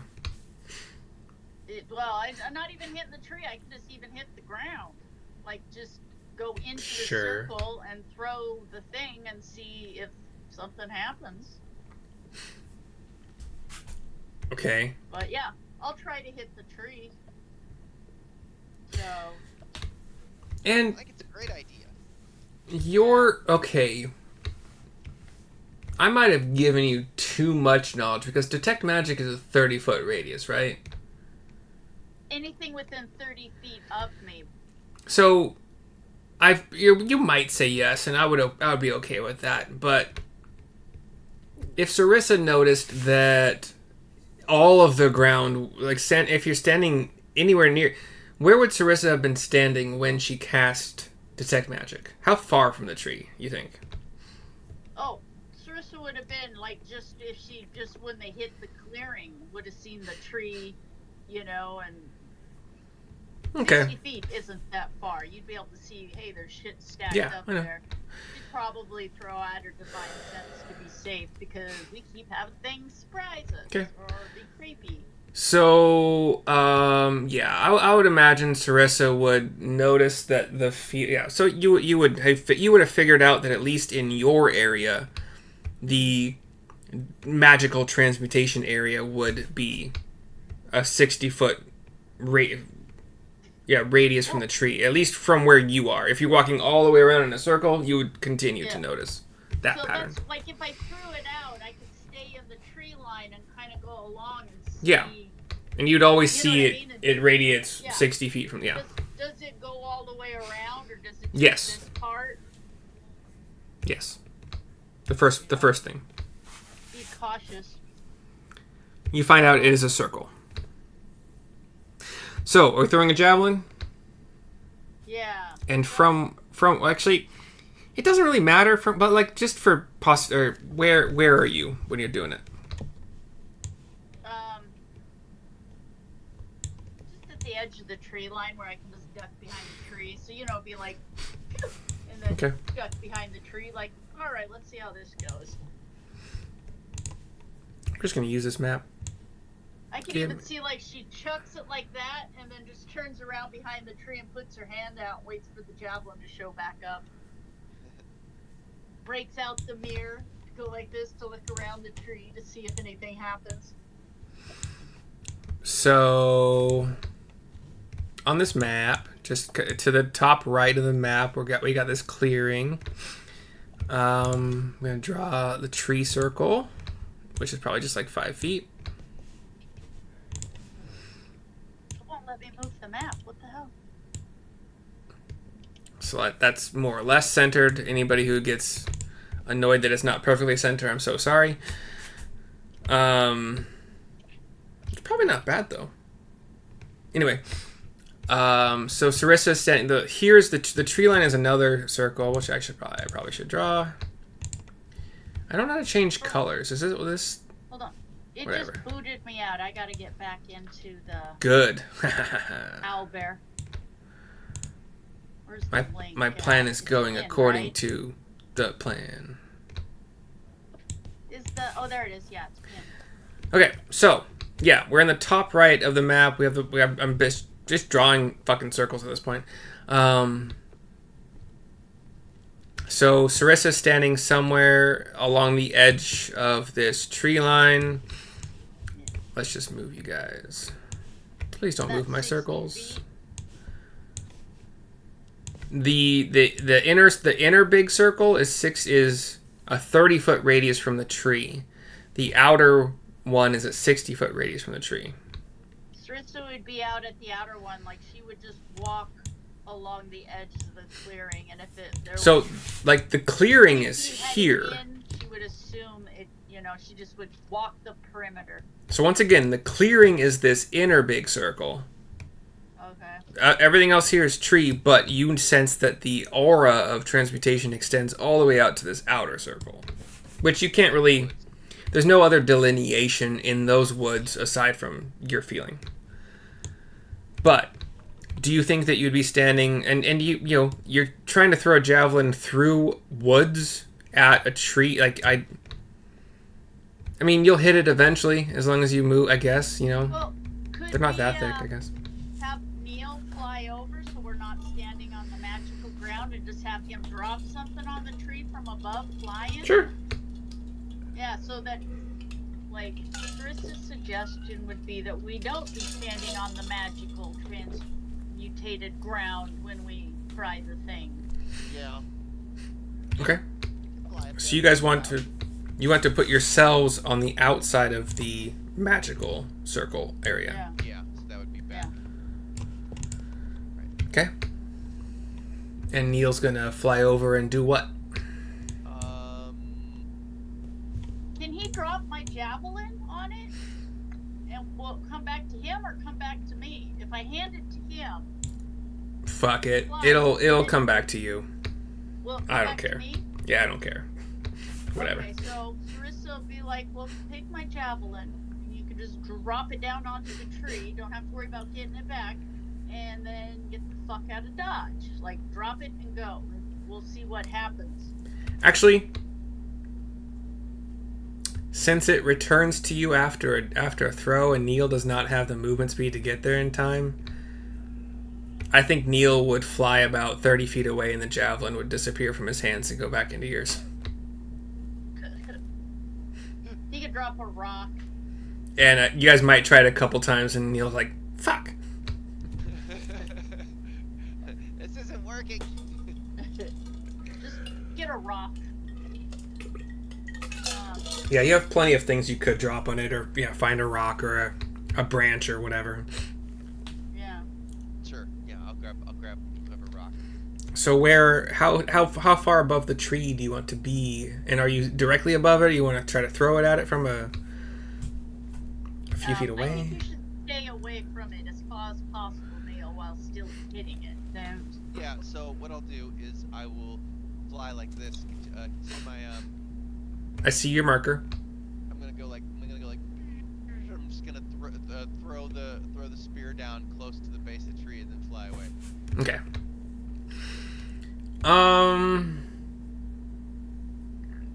This is an improvised weapon. Let's just roll just give me a d20 and add your dex mod. 16. Okay. Yeah, with a 16, it does only take you one try. You hit it on the first try. And it was a rock? Yeah. The rock hits the tree and bounces off. Okay. Nothing happens. Not that you know of. Okay. I fly back and be like, yeah, nothing happened. Kind of creepy though. There's these dolls down there. I'm gonna drop a fireball on it. Oh, well, considering its transmutation, the thing might not actually be... I wonder if there's some way if we could, Wonder if it's not what it seems to be. yeah, if we could fashion a loop or something, and you could fly down and see if you couldn't loop a hook or, snag one of the dolls and lift it up and fly off with it. Like, does Rio have a fishing hook or something, and we could attach it at the end of this line, and then you could fly, not touching the ground, and potentially hook a doll and see if anything happens. I've got a fishing kit, including hooks.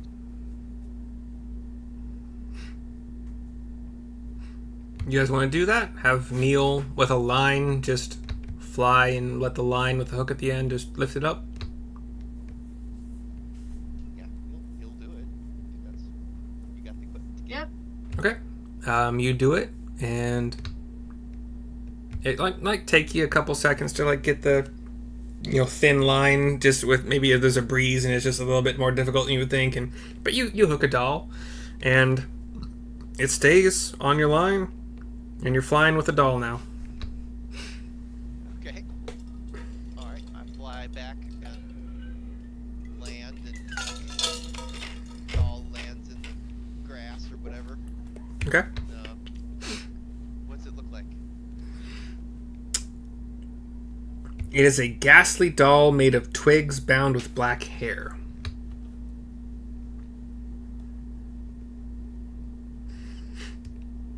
Twigs? Twigs and what? Made of twigs and bound with black hair. Bound with black hair. Somebody's So it's like humanoid. You Like guys, Blair Witch Project type? you guys seem to be closely inspecting it right now. So, doing so reveals that there's something wrapped inside of it. Yeah. Inside the twigs and the black hair.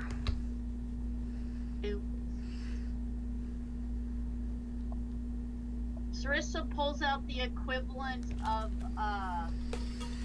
medical gloves before handling this thing.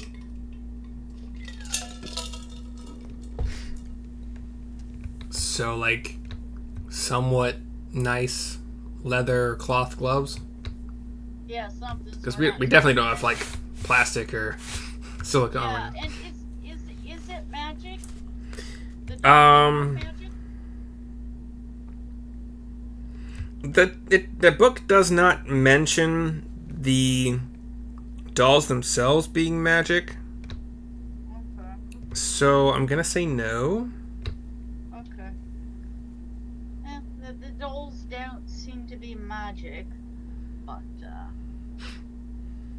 we recognize them at all? They're just creepy Blair Witch dolls. Yeah, no recognizable characteristics. I suppose we could just cut it open and see what happens. There's no magic coming off of it. Sure. I'm not afraid of a doll. Famous last words. So cutting it open would entail doing what? You have to cut the hair that's binding all the twigs together so it comes apart. Right? Who's doing that? I'll do it. With dagger? Or... Yes. Yeah, with the dagger. I mean, I don't have a dagger. Somebody has a dagger in hand. Okay. Give me no, a. yes, I do have a dagger. I take that back. Yeah. Yeah, Yeah, you got a dagger. Remember, you were like, wah, wah, wah. give me a dex check. Okay. You don't happen to have survival or medicine to add to it. Yeah, because I'm a bard, I've got half proficiency in Okay. in quite a few things. I've got half proficiency in survival and medicine. So dex check plus half your proficiency then. Check. Well, my dex is +2, and Mhm. my medicine is, or, I mean, my, what was it? Survival is +3, so. So, but I said a dex check plus half of your proficiency. Rounded. What I is think it the- rounds down, right? It's just a d20 plus your I see dex my mod proficiency bonus. Okay, so plus half your my- proficiency. My proficiency bonus is 3, so 1. down is 1. So, Yeah. it's, okay, so it's +3. And I got a 7. With a 7, Total. Yeah. 7 total. with a 7, you're trying to cut. They may have had the wrong guy for the job, and you accidentally pierce. As you're opening it, you open and see what's inside at the same time you pierce it accidentally, and it was a still beating, like continuing to beat pig's heart.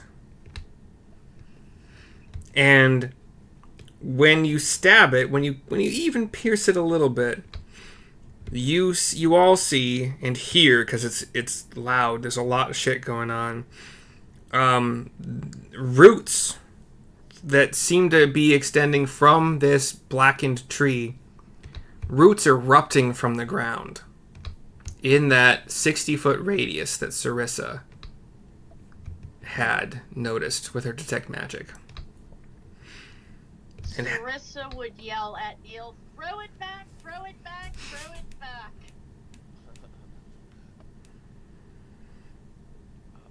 but since you guys are outside of the range of them, Yeah. Right. you just see it, you hear it, but you're not entangled or anything like that from it. Now, throw it back, throw it back. You need to reassess. You want me to fly? Do I need to fly out over there and drop it, or? Just get it back in the magic circle, maybe? I don't know. Are the vines coming towards us, or they're just... Nope, they're in that circle that you've noticed with your detect magic. Well, let's move back a bit farther, and reassess. Don't stab it again.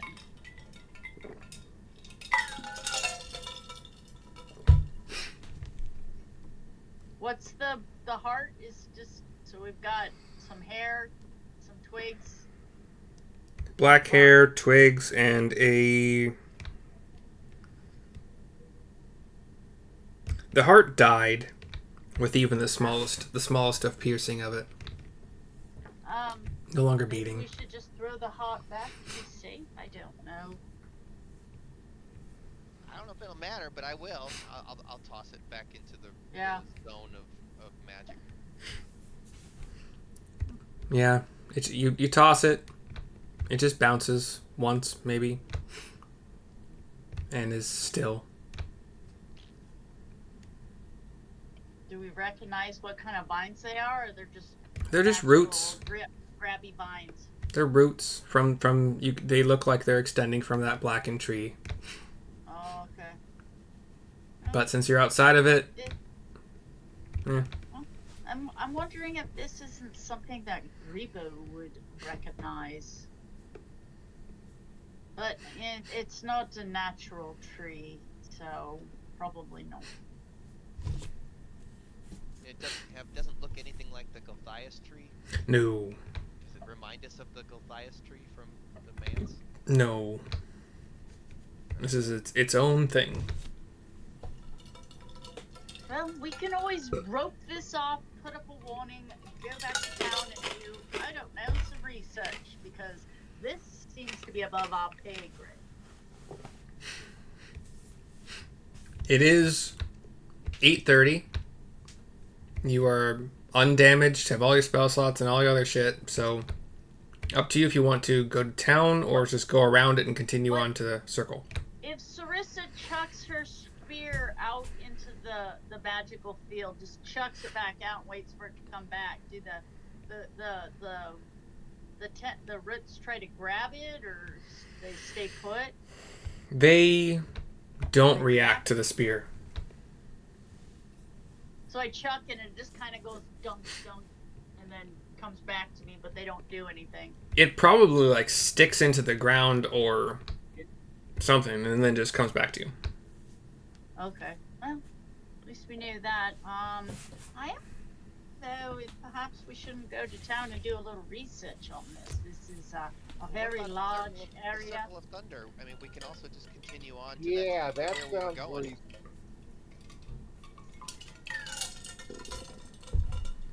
What was that, John?